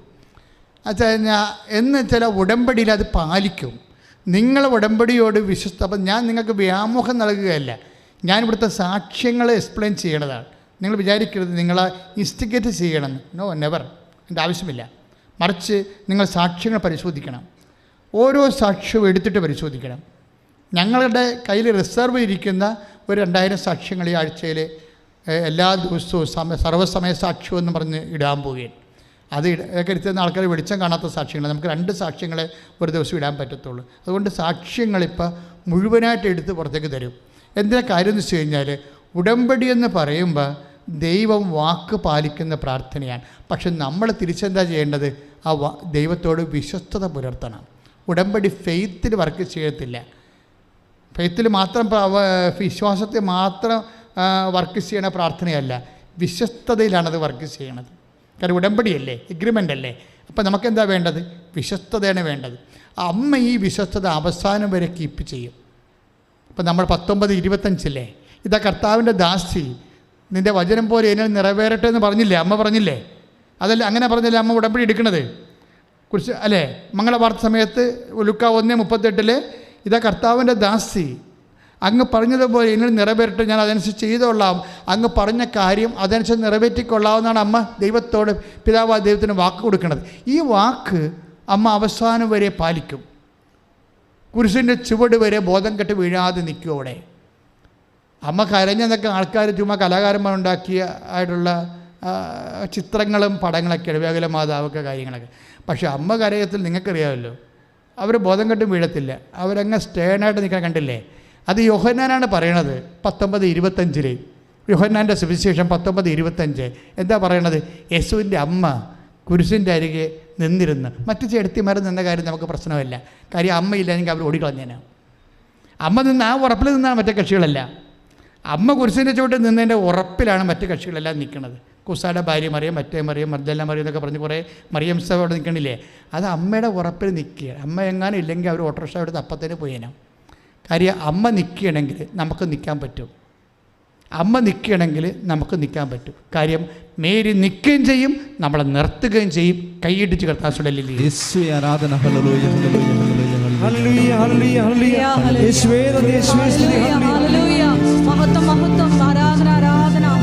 അമ്മ കുരിശിൻ്റെ ചുവട്ട് നിൽക്കുമ്പോഴേ അപ്പായി ഉടമ്പടി പാലിക്കണത് കാണാം. അമ്മയോടൊന്ന് പറഞ്ഞായിരുന്നല്ലോ അല്ലേ? ഉടമ്പടി എടുക്കുന്ന സമയത്ത് പറഞ്ഞായിരുന്നു. എന്താ പറഞ്ഞത്? നിന്നിൽ ജനിക്കുന്നവൻ അത്യുന്നതൻ ദൈവപുത്രൻ എന്ന് വിളിക്കപ്പെടും അല്ലേ? അപ്പോൾ ലുക്ക 1:34, 35, 36 വചനങ്ങൾ എന്താ പറഞ്ഞത്? നീ അവൻ ഈശോ എന്ന് പേരിടണം, അവൻ വലിയവനായിരിക്കും, യാക്കോബിൻ്റെ ഗോത്രത്തിൽ അവൻ വലിയവനായിരിക്കും, പിതാവായ ദാവീദിൻ്റെ സിംഹാസനം ദൈവമായ കർത്താവ് അവന് നൽകും. അങ്ങനെ ഒത്തിരിയേറെ വാഗ്ദാനങ്ങൾ ആ ഉടമ്പടിയിൽ പിതാവായ ദൈവം അമ്മയ്ക്ക് നൽകുന്നുണ്ട്. മരിയൻ ഉടമ്പടി സ്റ്റഡികൾ അങ്ങനെയാണ്. അമ്മയ്ക്ക് യേശുവിനെ സ്വീകരിക്കുന്ന സമയത്ത് അമ്മയ്ക്ക് കുറേ വാഗ്ദാനങ്ങൾ കൊടുക്കുന്നുണ്ട്. ഈ വാഗ്ദാനങ്ങളൊക്കെ അമ്മ ആ ഉടമ്പടിയോടുകൂടി അങ്ങനെ വിശ്വസ്തയായിട്ട് നിൽക്കും. ഒരിക്കലും കംപ്ലൈൻ്റ് ഒന്നും ചെയ്യത്തില്ല. ഇത് ചാണാക്കുഴി പെറ്റ് കിടക്കുമ്പോഴും അമ്മ കംപ്ലൈൻറ്റ് ചെയ്യത്തില്ല. ചാണാക്കുഴി പെറ്റ് കിടക്കുമ്പോൾ പറയാമല്ലോ, ഇവൻ എന്നോട് ഇങ്ങനെയല്ലല്ലോ പറഞ്ഞത്, നമുക്ക് വേണേൽ തർക്കിക്കാം ഇല്ലേ? ഈ ദാസന്മാരും ദാസിമാരുടെ ഫീച്ചർ, ഉടമ്പടി എടുക്കുന്നവർ ദാസന്മാരും ദാസിമാരുമാണ്. അവിടെ ഫീച്ചർ എന്താണെന്നറിയാവോ? അവർ തർക്കിക്കത്തില്ല. ദൈവത്തിൻ്റെ വാഗ്ദാനങ്ങൾക്കെതിരാണ് സംഭവിച്ചുകൊണ്ടിരിക്കണമെങ്കിലും അവർ വിചാരിക്കും ദൈവത്തിൽ ഇത് നന്മയുണ്ടാക്കാൻ കഴിയും, എന്നിട്ട് അവർ മിണ്ടത്തില്ല. എൻ്റെ ദാസൻ തർക്കിക്കത്തില്ലെന്ന് പറയാം അല്ലേ? 12:19 മത്തായിയുടെ സുവിശേഷം. ശ്രുതിക്കട്ടെ ഹല്ലേലൂയ ഒന്ന് വായിച്ചോളൂ. ശ്രുതിക്കട്ടെ ഹല്ലേലൂയ. യേശുവേ സ്തോത്രം ഹല്ലേലൂയ ഹല്ലേലൂയ ഹല്ലേലൂയ ഹല്ലേലൂയ. ശ്രുതിക്കട്ടെ യേശുവേ സ്തുതി ഹല്ലേലൂയ ഹല്ലേലൂയ ഹല്ലേലൂയ ഹല്ലേലൂയ ഹല്ലേലൂയ യേശുവേ നന്ദി ഹല്ലേലൂയ ഹല്ലേലൂയ ഹല്ലേലൂയ. വായിച്ചോളൂ.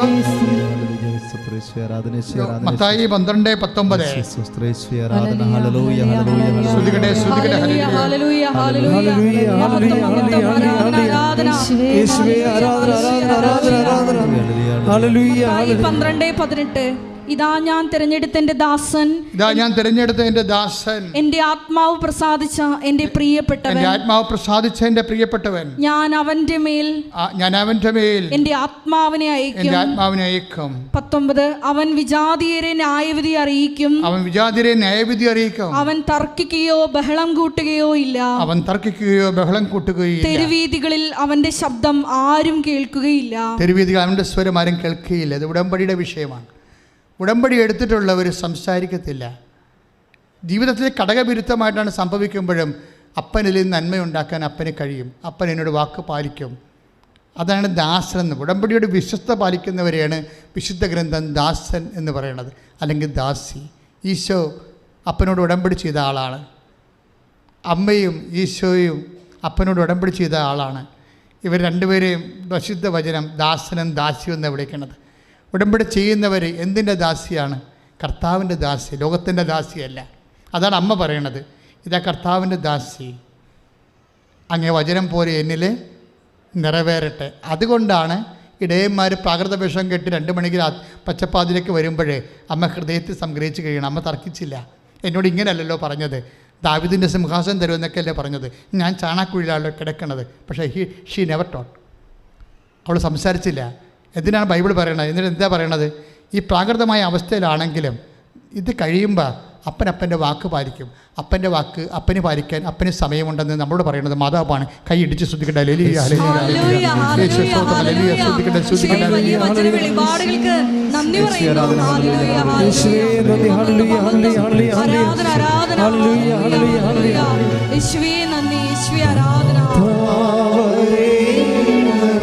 അപ്പോഴേ ഇൻ ബിറ്റ്വീൻ, ഉടമ്പടി കാലത്ത് ഇൻ ബിറ്റ്വീൻ നിങ്ങളുടെ ജീവിതത്തിൽ എന്തെങ്കിലും ഒരു കാര്യങ്ങൾ നിങ്ങളുടെ ഒരു പ്രതീക്ഷയ്ക്ക് എതിരെ സംഭവിച്ചാൽ നിങ്ങൾ അമ്മയെപ്പോലെ ഹൃദയത്തിൽ സംഗ്രഹിക്കണം. തർക്കം ഉണ്ടാക്കരുത്, ബഹളം ഉണ്ടാക്കരുത്. അത് അപ്പോൾ അവിടെ ഉടമ്പടി ബ്രേക്ക് ആവും. നിൻ്റെ കർത്താവ് ഇത് പൂർത്തിയാക്കും. ചിലർ ഡോക്ടർ പറയും, ഇപ്പോൾ ഇന്നലെ ഒരു സാക്ഷി ഇവിടെ ഉണ്ടായിരുന്നു. അപ്പോൾ ഒരു കുഞ്ഞിനെ കൊണ്ടുവന്ന് അമ്മ സാക്ഷ്യം പറയുകയാണ്. അപ്പോൾ ഇതിന് ഡൗൺ സിൻഡ്രോമാണ്. 4-ാം മാസം തൊട്ട് സ്കാനിങ്ങിൽ ഡൗൺ സിൻഡ്രം വരാൻ തുടങ്ങി. അപ്പോൾ എല്ലാവർക്കും കരച്ചിലായി. പക്ഷേ ഈ അമ്മ മാത്രം കരയത്തില്ല. വീട്ടിലെല്ലാവർക്കും ഒരു കുഞ്ഞിനെ കിട്ടാതിരുന്ന് കിട്ടുകയാണ്. കുറേ നാളായിട്ട് അവർക്ക് കുഞ്ഞുങ്ങളില്ലായിരിക്കുമായിരുന്നു. ഉടമ്പടി എടുത്തപ്പോൾ കുഞ്ഞിനെ കിട്ടി. പക്ഷേ അതിന് സ്കാൻ ചെയ്തപ്പോൾ ഡൗൺ സിൻഡ്രം ആയിപ്പോയി. ഡോക്ടർ പറഞ്ഞു ഇതിനെ എടുത്തു കളയാം, അല്ലെങ്കിൽ നിങ്ങൾക്ക് കുരിശായിട്ട് വരുമെന്ന് പറയും. 4-ാം മാസം മുതൽ ഡൗൺ സിൻഡ്രോമാണ്, 5-ാം മാസം ഡൗൺ സിൻഡ്രോമാണ്. എടുത്തു കളയാൻ 5 മാസം കഴിഞ്ഞാൽ പിന്നെ എടുത്തു കളയാനുള്ള റിസ്ക്കാണ് സംഭവം. ഒക്കെ ഈ സ്ത്രീ പറയണ ഒരു കാര്യമുണ്ട്. എന്താണ്? ഇത് ഉടമ്പടിയുടെ കുഞ്ഞാണ്, അമ്മ തന്നതാണ്. ഡൗൺ സിൻഡ്രോം ആണെങ്കിൽ അത് അമ്മയുടെ ഇഷ്ടമാണ്, ഞാൻ വളർത്തു വന്നത്. ഇതാ കർത്താവിൻ്റെ ദാസി. ഇതിന് ചുവന്നുകൊണ്ട് ഞാൻ നടക്കണതാണ് ദൈവത്തിൻ്റെ ഇഷ്ടമെങ്കിൽ ഐ വിൽ ഡു ഇറ്റ്. പക്ഷേ എന്താ, വിശ്വാസം ഇൻവെസ്റ്റ് ചെയ്ത് കഴിഞ്ഞപ്പോൾ ദൈവം ആ ഉടമ്പടി അക്സെപ്റ്റ് ചെയ്ത് അടിപൊളി കുഞ്ഞ്, ഒരു കുഴപ്പമില്ല. അതാണ് വിഷയം. കാര്യം ശാസ്ത്രത്തെ ഇങ്ങനെ തിരുത്തണ കാണാം ഉടമ്പടി. അതെന്താണ്? വ്യക്തികളുടെ ഇൻവെസ്റ്റ്മെൻറ്റാണ്. എന്ത് ഇൻവെസ്റ്റ്മെൻറ്റാണ്? വിശ്വാസത്തിൻ്റെ നിക്ഷേപം. അമ്മ അപ്പനുമായി ഉടമ്പടി എടുക്കുന്ന കാലത്താണ് അപ്പന് അമ്മയ്ക്കൊരു വാഗ്ദാനം കൊടുക്കും. എന്താണ് കൊടുക്കുന്നത്? അവൻ്റെ രാജ്യത്തിന് അവസാനം ഉണ്ടാവുകയില്ല. അതാണ് വാഗ്ദാനം. നിത്യതയുടെ വാഗ്ദാനം ആദ്യമായിട്ട് അപ്പം കൊടുക്കുന്നത് അമ്മയുടെ കയ്യിലാണ്. ഈ ഭൂമിയിൽ ഈശോ നമുക്ക് നൽകിയ ഏറ്റവും വലിയ സമ്മാനം എന്താണ്? നിത്യസമ്മാനമാണ്. അമ്മ നിത്യതയെ നമ്മൾ വിളിക്കണത് എന്തെന്നാണ്? നിത്യസമ്മാനം. ഇതാ ഞാൻ വരുന്നു, എൻ്റെ സമ്മാനം കൊണ്ട് വരുന്നു, അല്ലേ? ഇപ്പം വെളിപാടിൻ്റെ പുസ്തകം 21 ഒക്കെ പറയണത് എന്താ? 22 ഇതാ ഞാൻ വരുന്നു, എൻ്റെ സമ്മാനവും കൊണ്ടുവരുന്നു. എന്താണ്? നിത്യത. നിത്യകാലം കർത്താവിൻ്റെ കൂടെ ജീവിച്ചിരിക്കാനുള്ള ഏറ്റവും വലിയ സമ്മാനമാണ് ക്രിസ്തു നമുക്ക് നൽകുന്ന അൾട്ടിമേറ്റ് പ്രൈസ്, ആത്യന്തികമായ സമ്മാനം. ഈ ആത്യന്തികമായ സമ്മാനത്തിനെക്കുറിച്ച് ദൈവത്തിൻ്റെ ആദ്യത്തെ പ്രവചനം പിതാവ് ഉടമ്പടി എടുത്തപ്പോൾ അമ്മയോട് പറഞ്ഞതാണ്. ലൂക്ക 1:33 അവൻ്റെ രാജ്യത്തിന് അവസാനമുണ്ടാകത്തില്ല. ഈ വാഗ്ദാനം നിറവേറുന്നതിന് മുമ്പ് കുറേ കാര്യങ്ങളൊക്കെ ഉണ്ടായിരുന്നു. ഈശോ അമ്മയുമായി പലപ്പോഴും ചില അസ്വസ്ഥ്യങ്ങൾ അവരുടെ ജീവിതത്തിലുണ്ടായി. അമ്മയുടെയും മകൻ്റെയും ജീവിതത്തിൽ അമ്മയോട് പറയാതെ ഈശോ ജെറുസലേമിൽ തന്നെ താമസിക്കുകയും അമ്മ പാഴ്നടപ്പ് നടന്ന് കുറേ കാശും പോയി സങ്കടപ്പെട്ട് തിരിച്ചു വരുന്ന ഭാഗങ്ങളൊക്കെ സഹിക്കാൻ പറ്റാത്ത ഭാഗങ്ങളാണ്. എൻ്റെ ഈശോ എന്ന് വിളിക്കോടാ, എന്താണ് നീ ഞങ്ങളോടിങ്ങനെ ചെയ്തത്? നിൻ്റെ അപ്പനും ഞാനും കൂടി എന്ത് വിഷമിച്ചെന്നറിയാവോ? അപ്പോഴമ്മ ഈശോ ചോദിക്കണേ എന്താ? ഈ ഉടമ്പടി കാലത്ത് നമ്മൾ പലപ്പോഴും ഒന്ന് ഷെയ്ക്ക് ചെയ്തുകൊണ്ടിരിക്കും. കർത്താവ് ഈ ഷെയ്ക്ക് ചെയ്യുമ്പോഴൊക്കെ പത്രോസിൻ്റെ ഒരു വചനമാണ് എനിക്ക് മനസ്സിൽ നിങ്ങൾക്ക് തരാനുള്ളത്. എന്താണ്? നിങ്ങളുടെ വിളിയും തിരഞ്ഞെടുപ്പ് ഉറപ്പിക്കുന്നതിൽ ഉത്സുകരാകണം. വിളിയും തിരഞ്ഞെടുപ്പും ഉറപ്പിക്കാനുള്ളതാണ്. അപ്പം ഇടയ്ക്കിടയ്ക്ക് അത് കുലുക്കി കുലുക്കി ദൈവം ഉറപ്പിക്കും. 2 പത്രോസ് 1:10 ആകയാൽ സഹോദരങ്ങളെ പറഞ്ഞേ, ആകയാൽ സഹോദരരെ നിങ്ങളുടെ വിളിയും തിരഞ്ഞെടുപ്പും ഉറപ്പിക്കുന്നതിൽ കൂടുതൽ ഉത്സാഹമുള്ളവരായിരിക്കുവേ. അങ്ങനെ ചെയ്താൽ വീണു പോവില്ല. അപ്പം ഉടമ്പടി കാലം എന്ന് പറയുമ്പോൾ അത് വിശുദ്ധ പത്രോസിലൂടെ നൽകുന്നതാണ്. കർത്താവിൻ്റെ സന്ദേശം 2 പത്രോസ് 1:10 വിളി എന്താണ്? വിശ്വാസത്തിലേക്കുള്ള വിളിയാണ് അല്ലേ? നിങ്ങൾ പലതരത്തിലുള്ള ആൾക്കാരുണ്ട് ഇവിടെ. ക്രിസ്ത്യൻസ് ഉണ്ട്, നോൺ ക്രിസ്ത്യൻസ് ഉണ്ട്. പക്ഷേ when we pray to Jesus and we are in Jesus. അപ്പോഴെന്താ സംഭവിക്കണം അതിൻ്റെ അകത്ത്? അതായത് ഈ വിശ്വാസത്തിൻ്റെ വിളി, പിന്നെ എന്താണ് നിങ്ങളുടെ തിരഞ്ഞെടുപ്പ്. ഈ വിശ്വാസം എപ്പോഴും വർദ്ധിപ്പിക്കുന്നത് ഒരു തിരഞ്ഞെടുപ്പിലൂടെയാണ്. ഞാൻ തിരഞ്ഞെടുത്തത് എന്താണ്? വൈദിക വൃത്തിയാണ് അല്ലേ? നിങ്ങൾ തിരഞ്ഞെടുത്ത കുടുംബജീവിതമാണ് അല്ലേ? ഇത് തിരഞ്ഞെടുപ്പാണ്. അതിൽ മക്കളുണ്ടാകും, ഭർത്താവ് ഉണ്ടാകും, ഭാര്യ ഉണ്ടാകും. അവർ പല കയ്യാങ്കളി കാണിക്കുകയും ചെയ്യും ഇല്ലേ? ഇതൊക്കെ ഇതിനകത്ത് ഈ വിളിയിലുള്ളതാണ്. അതുകൊണ്ട് പത്രോസ് എന്താ പറയണത്? മക്കളെ, വിളിയാണിത്. നിങ്ങൾ വിശ്വാസത്തിൻ്റെ വിളിയിൽ തിരഞ്ഞെടുത്തതാണ് കുടുംബജീവിതം. അതിൽ മക്കളുണ്ടാകും, ഭാര്യ ഉണ്ടാകും, ഭർത്താവ് ഉണ്ടാകും. അവർ പല അഭ്യാസങ്ങളും കാണിച്ചെന്ന് വരും. അപ്പം നിങ്ങൾ വീണ് പോകരുത്. എന്താ കാര്യം? ഉത്സാഹം. ആ വാക്കെഴുതിയിട്ടുണ്ട്. ഉടമ്പടിയിൽ ഇത് ബാധകമാണ്. എന്താ? ആകയാൽ സഹോദരങ്ങളെ നിങ്ങളുടെ വിളിയും തിരഞ്ഞെടുപ്പും ഉറപ്പിക്കുന്നതിൽ കൂടുതൽ ഉത്സാഹം ഉണ്ടാകണം. ഇതിനകത്ത് വരുന്ന ഉത്സാഹമാണ് ഇതിൻ്റെ മെയിൻ സംഭവം. ഉത്സാഹം എന്ന് പറയുന്നത് എന്താണ്? എന്തൂസിയാസം എന്ന് പറയുന്നത് എന്താണ്? എൻതേയോസ് എന്നുവെച്ചാൽ അത് ഗ്രീക്കാണ്, ഇംഗ്ലീഷുകാരുടെ എടുത്തതാണ്. എൻതേയോസ് മീൻസ് ദൈവം. ദൈവം എല്ലാത്തിലും ദൈവത്തെ കക്ഷി ചേർക്കണതാണ് എന്തൂസിയാസം എന്ന് പറയുന്നത്. അല്ലാതെ പെഗടിക്കണ എന്തൂസിയാസം അല്ല ഇത്. എന്തൂസിയാസം എന്നുള്ള വാക്ക് ഇന്ന് ആൾക്കാർ സെക്ഷലായിട്ടുള്ള തൈബിന് വരെ ഉപയോഗിക്കുന്നുണ്ട്. പക്ഷേ ആ വാക്ക് ആദ്യം ഉണ്ടാക്കിയിരിക്കുന്നത് എന്തിനാണ്? ഇപ്പം ഗുഡ് ബൈ എന്ന് പറഞ്ഞാൽ എന്താ അർത്ഥം? നമ്മൾ പിരിയുന്നെന്ന് എൻ്റെ അർത്ഥം അല്ല. ദൈവം ഗോഡ് ബി വിത്ത് യു, ദൈവം നിങ്ങളുടെ കൂടെ എന്ന എൻ്റെ അർത്ഥം. ബൈബിളാണ്.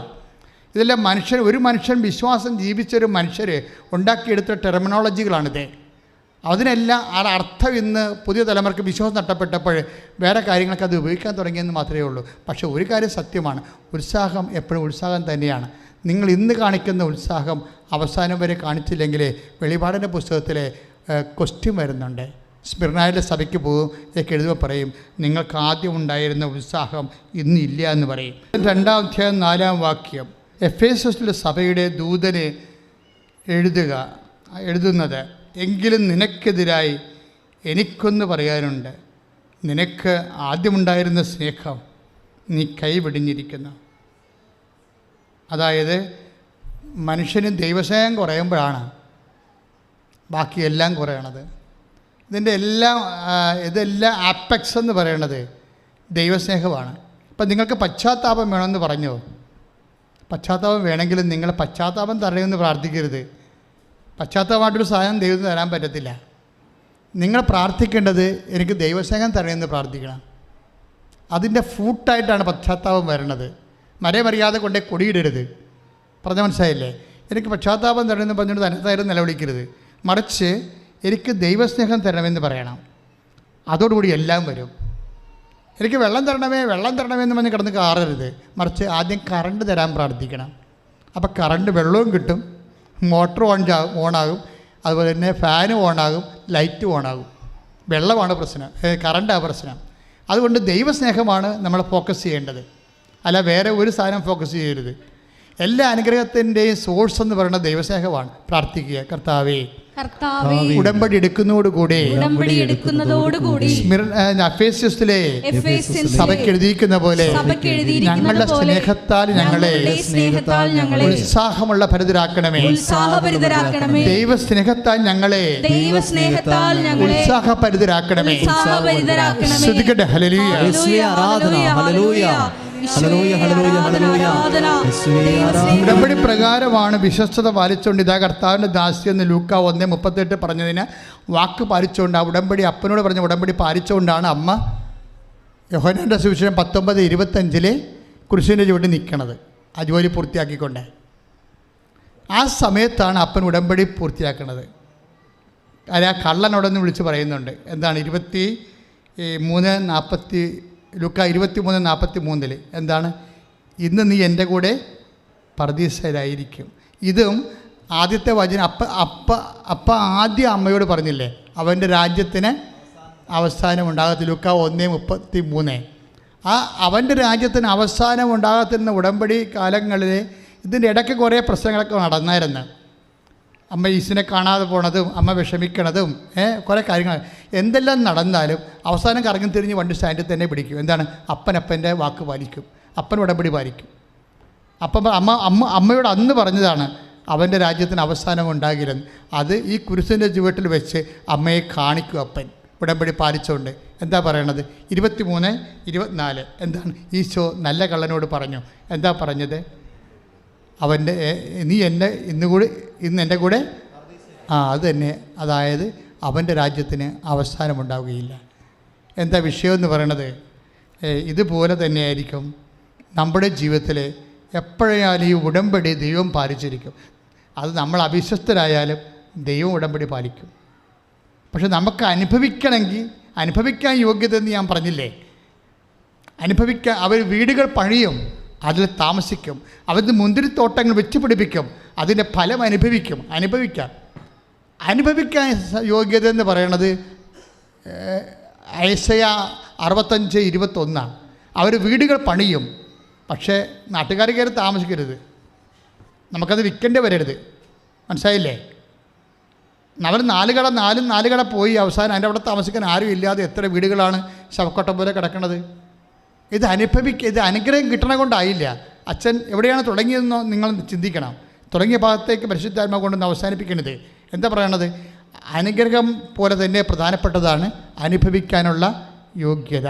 അപ്പം ദൈവത്തോട് പ്രാർത്ഥിക്കുന്ന വ്യക്തികൾ 3 കാര്യം പ്രാർത്ഥിക്കുമ്പോൾ നമുക്ക് ലഭിക്കുന്നതിൽ 3 കാര്യങ്ങളുണ്ട്. ഒന്ന് അനുഗ്രഹം, രണ്ടാമത് അനുഭവിക്കാനുള്ള യോഗ്യത, മൂന്നാമത് ദൈവം പെൻഡിങ്ങിൽ വിത്തുകളുടെ വെച്ചിരിക്കുന്ന നിങ്ങളുടെ അപേക്ഷകളുടെ മേൽ അഭിഷേകം. അത് ഐസയാണ് കസറണത്. ദൈവം ചില കാര്യങ്ങളെ പിടിച്ചു വെക്കും, അതിന് ചിലപ്പോൾ സമയമെടുക്കും. പക്ഷേ നിങ്ങൾക്ക് തൽക്കാല ആശ്വാസത്തിന് വേണ്ടി അഭിഷേകം നൽകും, അതിൻ്റെ കൂടെ ഉള്ളതാണ്. അപ്പം ചിന്തിക്കണം. അതായത് പ്രാർത്ഥനയ്ക്ക് ഉത്തരം 3 വിധത്തിലാണ്. ഒന്ന്, ഡയറക്റ്റ് ഫിസിക്കൽ ഫേവേഴ്സ്. നിങ്ങൾ ചോദിക്കുന്നത് അതുപോലെ തന്നെ. മകൻ മീൻ ചോദിച്ചാൽ പകരം പാമ്പിനെ കൊടുക്കുമോ? 11:7 ലൂക്കാൻ്റെ സുവിശേഷം. മകൻ മീൻ ചോദിച്ചാൽ പകരം പാമ്പിനെ കൊടുക്കുമോ? മുട്ട ചോദിച്ചാൽ പകരം തേളിനെ കൊടുക്കുമോ എന്ന് ചോദിച്ചതിനെ തരുമെന്ന് എൻ്റെ അർത്ഥം. അത് വാഗ്ദാനമാണ്. പക്ഷേ ചില സംഭവങ്ങൾ എന്ത് കിട്ടിയാലും നമുക്ക് അനുഭവിക്കാൻ യോഗ്യത ഉണ്ടാകണം. ആദ്യം പറഞ്ഞ ചേച്ചിക്ക് എന്താ സംഭവിച്ചത്? 54 വയസ്സിൽ ഇവിടെ ഉടമ്പടി എടുത്ത് പ്രഗ്നൻ്റായ ചേച്ചിയില്ലേ, ഒരു കുഞ്ഞിനെ കൊണ്ടുവന്ന സാക്ഷ്യം പറഞ്ഞു. 55-ാമത്തെ വയസ്സിൽ 5 വയസ്സ് അവനെ 5 വയസ്സാകുമ്പോൾ അവർക്ക് 60 വയസ്സാവും. പക്ഷേ കുഞ്ഞിനെ ചോദിച്ചപ്പോൾ കൊടുത്തു. അത് ഉടമ്പടിയുടെ ബലമാണത്. പക്ഷേ അതല്ല, അവർക്ക് എന്താ സംഭവിച്ചതെന്ന് നോക്കിയേ. അവർക്ക് കുഞ്ഞുണ്ടായിരുന്നതാണ്. ഒരു മകനെ അവർ വളർത്തിയതാണ്, 21 വയസ്സ് വരെ വളർത്തിയതാണ്. ആ മകൻ 21-ാമത്തെ വയസ്സിൽ വണ്ടി ഇടിച്ച് മരിച്ചു. അതാണ് പ്രശ്നം. നമുക്ക് അനുഗ്രഹം കിട്ടണമല്ല പ്രശ്നം, അനുഭവിക്കാനുള്ള യോഗ്യതയാണ് നമ്മൾ ടാർഗറ്റ് ചെയ്യേണ്ടത്. ദൈവം ദുഷ്ടൻ്റെ മേലും ശിഷ്ടൻ്റെ മേലും പ്രാർത്ഥിക്കുന്നവൻ്റെ മേലും യുക്തിവാദിയുടെ മേലും നിരീശ്വരന്മാരുടെ മേലും മനുഷ്യനാണോ അവന് ആവശ്യമായ അനുഗ്രഹങ്ങളെല്ലാം കൊടുക്കും. അത് ബൈ ബർത്ത് ജനറ്റിക് ബ്ലെസ്സിങ്സ് ആണത്. നിങ്ങൾ സന്താന പുഷ്ടിയുള്ളവരായി പെരുകി ഭൂമിയെ കീഴടക്കാൻ പറയുമ്പോൾ അത് ബുദ്ധി കൊണ്ടായാലും ശരി, വിദ്യാഭ്യാസം കൊണ്ടായാലും ശരി, നിൻ്റെ ജീവിതത്തെ കീഴടക്കാൻ ദൈവം ആദ്യമേ ജനറ്റിക് ബ്ലെസ്സിങ് കൊടുത്തിട്ടുണ്ട്. അതിനെ തന്നെ ഈ ഫ്രീ ഓക്സിജൻ വരെ ഉള്ളത്. അതുകൊണ്ട് ഒരു അനുഗ്രഹം കിട്ടാൻ വേണ്ടി പ്രാർത്ഥിക്കേണ്ട കാര്യമില്ല, പക്ഷേ അത് നിലനിൽക്കാൻ പ്രാർത്ഥിച്ചാൽ മതിയാകത്തുള്ളൂ. അനുഭവിക്കാനുള്ള യോഗ്യത എന്ന് പറയുന്ന പ്രധാനപ്പെട്ട വിഷയമാണ്. അത് ഐസയ 65:21 ഇന്ന് വീട്ടിൽ പോയി വായിക്കണം. അവർ മുന്തിരിത്തോട്ടം വെച്ച് പിടിപ്പിക്കും, അതിലവർ ഫലം അനുഭവിക്കുമെന്ന് എഴുതിയിരിക്കണത്. ഐസയ പറയുന്ന ഭാഗങ്ങളുണ്ട് വേറെ. നിങ്ങൾ മുന്തിരിത്തോട്ടം പിടിപ്പിക്കും, കണ്ടവൻ അനുഭവിക്കുമെന്ന്. അവിടെ അങ്ങനെ വരരുത്. നിങ്ങൾ പിടിപ്പിക്കുന്ന മുന്തിരിത്തോട്ടങ്ങൾ, നിങ്ങൾക്കുണ്ടാക്കുന്ന വരുമാനങ്ങൾ വേറെ ആൾക്കാർ അല്ലെങ്കിൽ ആശുപത്രിക്കാരൊക്കെ അനുഭവിക്കാൻ പോയാൽ എന്താ ശരിക്കണത്? പ്രൊട്ടക്ഷനാണ് ഈ പ്രോബ്ലം. ജോബിന് പോലും എല്ലാം കൊടുത്തപ്പോൾ ദൈവം കൂടെ പ്രൊട്ടക്ഷൻ കൊടുത്തായിരുന്നു. സാത്താനെ തൊടാൻ പറ്റാഞ്ഞ കാര്യം അതാ. അതുകൊണ്ട് സാത്താൻ തൊട്ടില്ല. അപ്പോൾ നിന്നെ അവൻ തള്ളിപ്പറയും. നീ അവനെ തൊടാൻ ഞാൻ അവനെ തൊടാൻ അനുവദിച്ചാൽ മതി. ജോബ് 1:10 എന്താ പറയണത്? അപ്പോൾ ദൈവം പറയും നോ. ആ ജോബിൻ്റെ 1:6 പറയണത്, നീ അവന് ചുറ്റും വേലി കെട്ടി വെച്ചിരിക്കുന്നു. ഇതാണ് സംരക്ഷണം എന്ന് പറയണത്. അപ്പോൾ ദൈവത്തിന് നമുക്ക് വേണ്ടത് എന്താണ്? വേലികെട്ട. സംരക്ഷണം ഉള്ളതിന് അനുഭവിക്കാനുള്ള യോഗ്യത, അതിനുള്ള അവകാശം, അതിനുള്ള അനുഗ്രഹം, അതിനുള്ള അഭിഷേകം. ഇനി ദൈവം ചില അനുഗ്രഹങ്ങൾ വിത്തുകളുണ്ടാക്കി കളയും. വിത്തുകൾ എന്ന് പറയുന്നത് ചില കാര്യങ്ങൾ നിങ്ങൾ അവിടെ നിന്ന് കൈയും കാലിട്ട് അടിക്കരുത്, ദൈവത്തോട് പെറുപെറുക്കരുത്, തർക്കം ഉണ്ടാക്കരുത്. മറിച്ച് അമ്മയെപ്പോലെ ഹൃദയത്തെ സംഗ്രഹിക്കണം 2:48 അനുസരിച്ച് കൊണ്ട്. കാര്യം അപ്പനിത് കറക്റ്റ് ചെയ്യും കുറച്ച് കഴിയുമ്പോഴെന്ന് വിചാരിച്ച് അപ്പനെ വിശ്വാസത്തിൽ എടുക്കണം. ഉടമ്പടി എന്ന് പറയുന്നത് അപ്പനെ വിശ്വാസത്തിൽ എടുക്കുന്ന പ്രാർത്ഥനയാണ്. എൻ്റെ ദൈവം എന്നെ സെറ്റ് ചെയ്യും. ഞാൻ ചോദിച്ച് ചിലപ്പോൾ അതുപോലെ തരത്തില്ല, അതിനേക്കാൾ ഭംഗിയായിട്ട് ദൈവം എന്നെ ക്രമീകരിച്ചോളും. അപ്പം നിങ്ങൾ ഓർക്കും ഇതല്ലല്ല ഞാൻ ചോദിച്ചാൽ അതല്ല ചോദിച്ചെന്ന് പറയുമ്പോൾ ദൈവമായിട്ട് തർക്കിക്കരുത്. ചിലപ്പോൾ അതായിരിക്കും നിങ്ങൾക്ക് നല്ലത്, നിൻ്റെ ഒരു സാഹചര്യത്തിന് നല്ലത്. അല്ല മറ്റുള്ളവർക്ക് അത് കിട്ടിയല്ലോ, മറ്റുള്ള ആൾക്കാരെ കമ്പയർ ചെയ്യരുത്. അടുത്ത ആഴ്ച നമുക്ക് ഒത്തിരിയേറെ കാര്യങ്ങൾ നിങ്ങൾ ഇതിനേക്കാൾ വരി ദൈവം നിങ്ങളോട് സംസാരിക്കും. ഇപ്പോൾ എഴുന്നേൽക്കുക, ശ്രദ്ധിക്കട്ടെ. ഹല്ലേലൂയ, ഹല്ലേലൂയ, ഹല്ലേലൂയ, ഹല്ലേലൂയ, ഹല്ലേലൂയ. യേശുവേ ആരാധന. ഹല്ലേലൂയ. രോഗമുള്ളിടത്തെല്ലാം കൈകൾ വെച്ചുകൊണ്ട് പ്രാർത്ഥിക്കട്ടെ. രോഗമുള്ളവർക്ക് കൈ വെച്ച് പ്രാർത്ഥിക്കണം. അതുപോലെ തന്നെ പലതരത്തിലുള്ള വിഷയങ്ങളില്ലേ, വസ്തു വിൽപ്പന, കടങ്ങൾ, അവരൊക്കെ കൈ ഉയർത്തി പ്രാർത്ഥിക്കണം. രോഗമുള്ളവർ കൈ ഉള്ളിടത്താണ് ഇപ്പോൾ ഓൺലൈനിലുള്ളവർ ശ്രദ്ധിക്കണം കേട്ടോ. ഓൺലൈനിലുള്ളവർ എപ്പോഴും ശ്രദ്ധിക്കണം. അവർ രോഗമുള്ളയിടത്ത് കൈവെക്കണം. എന്ത് രോഗമായാലും, PCOD, അതുപോലെ തന്നെയുള്ള മറ്റു രോഗങ്ങൾ, തൈറോയിഡ്, ക്യാൻസർ, കരരോഗങ്ങൾ, കിഡ്നി രോഗങ്ങൾ, ഹൃദയരോഗങ്ങൾ, സോറിയാസിസ് രോഗങ്ങൾ, സർവാംഗൻ രോഗമാണെങ്കിൽ 2 കൈയും പിണച്ച് ശരീരം മൊത്തം കർത്താവിന് കൊടുത്തതുപോലെ ഇങ്ങനെ സമർപ്പിച്ചത് നിന്നാൽ മതി. കർത്താവേ, ഞങ്ങൾ മുഴുവനായി അങ്ങേക്ക് നൽകുന്നു. കടങ്ങളുള്ളവർ കൈപൊക്കി നിൽക്കണം, പ്രാർത്ഥിക്കണം. മക്കളില്ലാത്തവരും കൈപൊക്കി നിൽക്കണം, കൈ ഉയർത്തി പ്രാർത്ഥിക്കണം. ജോലിയില്ലാത്തവർ, ടെസ്റ്റ് എഴുതുന്നവർ, പരീക്ഷ എഴുതുന്നവർ, പോയി കഴിഞ്ഞവർ, റിസൾട്ട് പ്രതീക്ഷിക്കുന്നവരെ കൈപൊക്കി പ്രാർത്ഥിക്കണം. കോടതി കേസുള്ളവർ കൈപൊക്കി പ്രാർത്ഥിക്കണം. അതുപോലെ ജീവിതത്തിൻ്റെ വ്യത്യസ്തമായ മണ്ഡലങ്ങളിലെ പ്രയാസങ്ങളിലൂടെ ഞെരുക്കത്തിലേക്ക് കടന്നു പോകുന്നവർ കൈപൊക്കി പ്രാർത്ഥിക്കണം. രോഗമുള്ളവർ മാത്രം ആ രോഗമുള്ളിടത്ത് കൈവച്ച് പ്രാർത്ഥിക്കണം. അച്ഛൻ 2നെയും കൂടി അഡ്രസ്സ് ചെയ്തുകൊണ്ട് പ്രെയർ ചെയ്യാൻ പോവുകയാണ്. കർത്താവ് നിങ്ങളെ സഹായിക്കുന്ന സമയമാണ്. അമ്മ ജ്വലിക്കുന്ന മധ്യസ്ഥമായിട്ട് നിങ്ങളുടെ കൂടെയുണ്ട്, നിങ്ങൾ കൈവിട്ട് കളയത്തില്ല. കർത്താവെ, ഞാൻ അങ്ങയുടെ തിരുസേനയെ സമർപ്പിച്ച് പ്രാർത്ഥിക്കുന്നു. ഈശോയെ, ഞാൻ അങ്ങയുടെ തിരുസേനയെ സമർപ്പിച്ച് പ്രാർത്ഥിച്ചു. രോഗമുള്ളവരെല്ലാം അങ്ങ് സ്പർശിക്കണം. അവിടെ കൈകളുടെ പകരം അങ്ങയുടെ കൈകൾ വെക്കണമെന്ന് പ്രാർത്ഥിക്കുന്നു. അവിടെ കൈകൾക്ക് പകരം അങ്ങയുടെ കൈകൾ വെക്കണമെന്ന് പ്രാർത്ഥിക്കുന്നു. കർത്താവെ, അങ്ങയുടെ കൈകൾ വെക്കണമെന്ന് പ്രാർത്ഥിക്കുന്നു. അങ്ങയുടെ തിരുമുറുവാർന്ന വലതുകരം വെക്കണമെന്ന് പ്രാർത്ഥിക്കുന്നു. രോഗമുള്ളിടത്ത് കർത്താവെ, അങ്ങയുടെ തിരുമുറുവാർന്ന വലതുകരം വെക്കണമെന്ന് പ്രാർത്ഥിക്കുന്നു. കർത്താവെ, ആണിപ്പെടുത്താർന്ന അത്ഭുതകരം വെക്കണമെന്ന് പ്രാർത്ഥിക്കുന്നു. കർത്താവെ, മാരക രോഗങ്ങൾ, തീരാവ്യാധികൾ ഇപ്പോഴേ ഉള്ളംകാലം മുതൽ ഉച്ചവരെ യേശു ക്രിസ്തുവിൻ്റെ വിശുദ്ധ രക്തത്താൽ കഴുകപ്പെടേണ്ട മാരക രോഗങ്ങൾ യേശു നാമത്തിൽ മാറിപ്പോകട്ടെ. ശ്രദ്ധിക്കട്ടെ.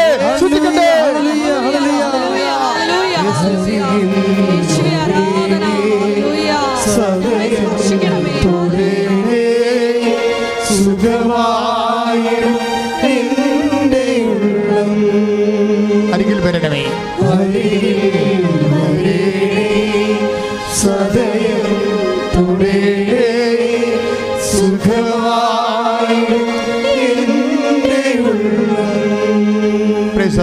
വീടില്ലാത്തവര് കൈ ഉയർത്തി പ്രാർത്ഥിക്കണം. വീടില്ലാത്തവര്, സ്ഥലമില്ലാത്തവര്, വാടകയ്ക്ക് താമസിക്കുന്നവർ, ഒറ്റയ്ക്ക് താമസിക്കുന്നവർ, വരുമാന മാർഗമില്ലാത്തവർ, വരുമാന മാർഗം നിന്ന് പോയവർ, കടകൾ, കമ്പോളങ്ങൾ നിന്ന് പോയവർ, ഏജൻസികൾ നിന്ന് പോയവർ, കമ്മീഷൻ ജോലികൾ നിന്ന് പോയവർ, എന്തൊക്കെയാണ് നിങ്ങൾക്ക് നഷ്ടപ്പെട്ട് വരുമാനമായി നഷ്ടപ്പെട്ടവർ, അവർ കൈ ഉയർത്തിക്കൊണ്ട് പ്രാർത്ഥിക്കണം. ബാങ്കിൽ അടക്കാനുള്ളവർ, ജപ്തി അവിടെ വന്നിരിക്കുന്നവർ, നിങ്ങൾ ലോൺ എടുക്കാൻ വേണ്ടി പരിശ്രമിച്ചിട്ട് നടക്കാത്തവരൊക്കെ കൈ ഉയർത്തിയാണ് പ്രാർത്ഥിക്കേണ്ടത്. ഇപ്പോഴേ കോടതി കേസുള്ളവർ, മറ്റുള്ളവരുടെ കേസ് കൊടുത്തിരിക്കുന്നവർ, നിങ്ങൾ കൊടുത്തിരിക്കുന്ന കേസിന് സമാധാനം കിട്ടാത്തവർ കൈ ഉയർത്തി പ്രാർത്ഥിക്കണം. മക്കളെ ഓർത്ത് വേദനിക്കുന്നവർ, അവിടെ തെറ്റായ പ്രണയബന്ധങ്ങൾ അകപ്പെട്ടിരിക്കുന്നവർ, മക്കളില്ലാത്തവർ കൈ ഉയർത്തി പ്രാർത്ഥിക്കണം. മക്കളുടെ കല്യാണം ഒക്കാത്തവർ കൈ ഉയർത്തി പ്രാർത്ഥിക്കണം. അതുപോലെ തന്നെ സ്ഥലമില്ലാത്തവർ, വഴിയില്ലാത്തവർ, വെളിച്ചം കിട്ടാത്തവർ, പല തർക്കങ്ങളിലും എല്ലാം തർക്കപ്പുരയിടങ്ങളിൽ താമസിക്കുന്നവർ, എപ്പോഴും അതിനുള്ള വെയിൽ പോലും കെട്ടാൻ പറ്റാത്തവർ, ഭാഗ ഉടമ്പടി നടക്കാത്തവർ, വീട് മാറി താമസിക്കാൻ പറ്റാത്തവർ, വീട് വെക്കാൻ പറ്റാതെ ഉറഞ്ഞു കിടക്കുന്നവർ, ഇവിടുന്ന് ഒന്നും കിട്ടാൻ നിർവാഹമില്ലാത്തവർ കൈ ഉയർത്തിക്കൊണ്ട് പ്രാർത്ഥിക്കണം. മക്കളെ ഓർത്ത് വിഷമിക്കുന്നവർ, മക്കളുടെ വിദ്യാഭ്യാസം, മക്കളുടെ ജോലി, വിദേശ ജോലിക്ക് വേണ്ടി ശ്രമിക്കുന്നവർ, വിസാര ഇൻ്റർവ്യൂവിന് വേണ്ടി വിളിക്കപ്പെട്ടിരിക്കുന്നവർ, പ്രൊഫഷണൽ എക്സാമിന് വേണ്ടി ശ്രമിക്കുന്നവർ, മത്സര പരീക്ഷകൾ, യോഗ്യതാ പരീക്ഷകൾ, എല്ലാവരും കൈയുയർത്തി പ്രാർത്ഥിക്കട്ടെ. കൃപാസന ആൾക്കാരെ ജീവനോടെ ഇരിക്കുന്ന പരിശുദ്ധ കുർബാനയുടെ അടിയിൽ പ്രത്യക്ഷപ്പെട്ട ഈശോയുടെ മുന്നേ പരിശുദ്ധ അമ്മയുടെ മധ്യത്തിൽ ഞാൻ നിന്ന് പ്രാർത്ഥിക്കുമ്പോൾ, അമ്മേ, ലോകമേ, ഇപ്പോഴേ കർത്താവിൻ്റെ നാമം മഹത്വപ്പെടാൻ ഇടയാക്കണമേ. സ്തുതിക്കട്ടെ, സ്തുതിക്കട്ടെ. ഹല്ലേലൂയ, ഹല്ലേലൂയ, ഹല്ലേലൂയ, ഹല്ലേലൂയ. യേശുവിന്റെ നാമത്തിൽ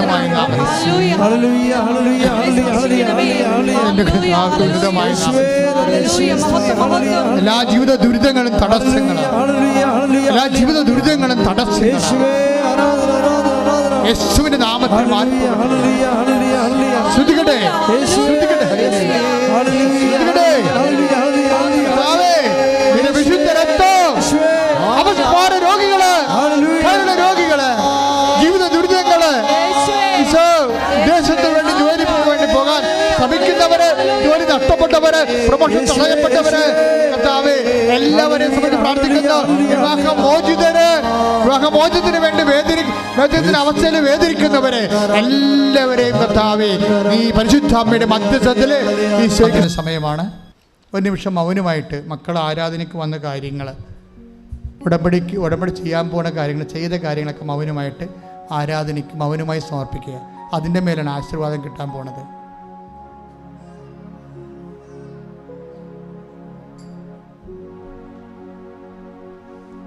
മൗനമായി പ്രാർത്ഥിക്കുക, കണ്ണടച്ച് മൗനമായിട്ട് പ്രാർത്ഥിക്കുക.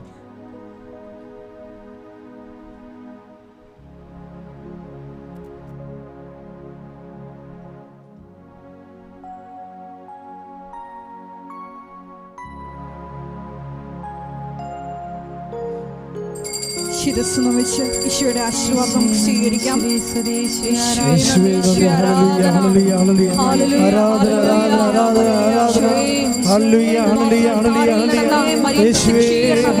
സഭയുടെ വിശാധികാരം ഉപയോഗിച്ചുകൊണ്ട്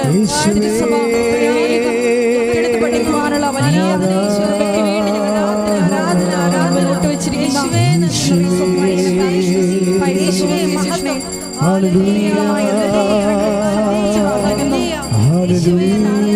എല്ലാ മക്കളുടെയും യോഗങ്ങളെ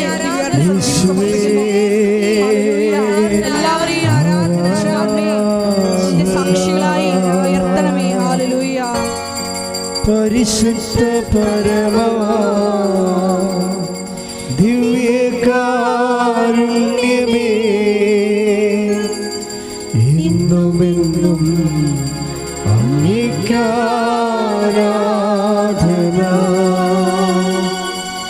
പരിശുദ്ധ പരമാ ദിവ്യകാരുണ്യമേ,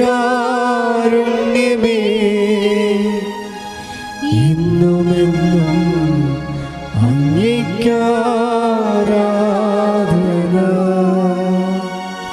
പരിശുദ്ധ പരമാ ദിവ്യകാരുണ്യമേ,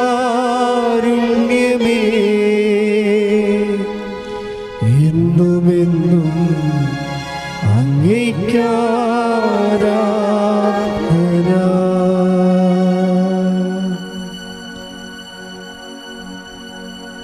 ആവേ ആവേ ആവേ മരിയ, ആവേ ആവേ ആവേ മരിയ.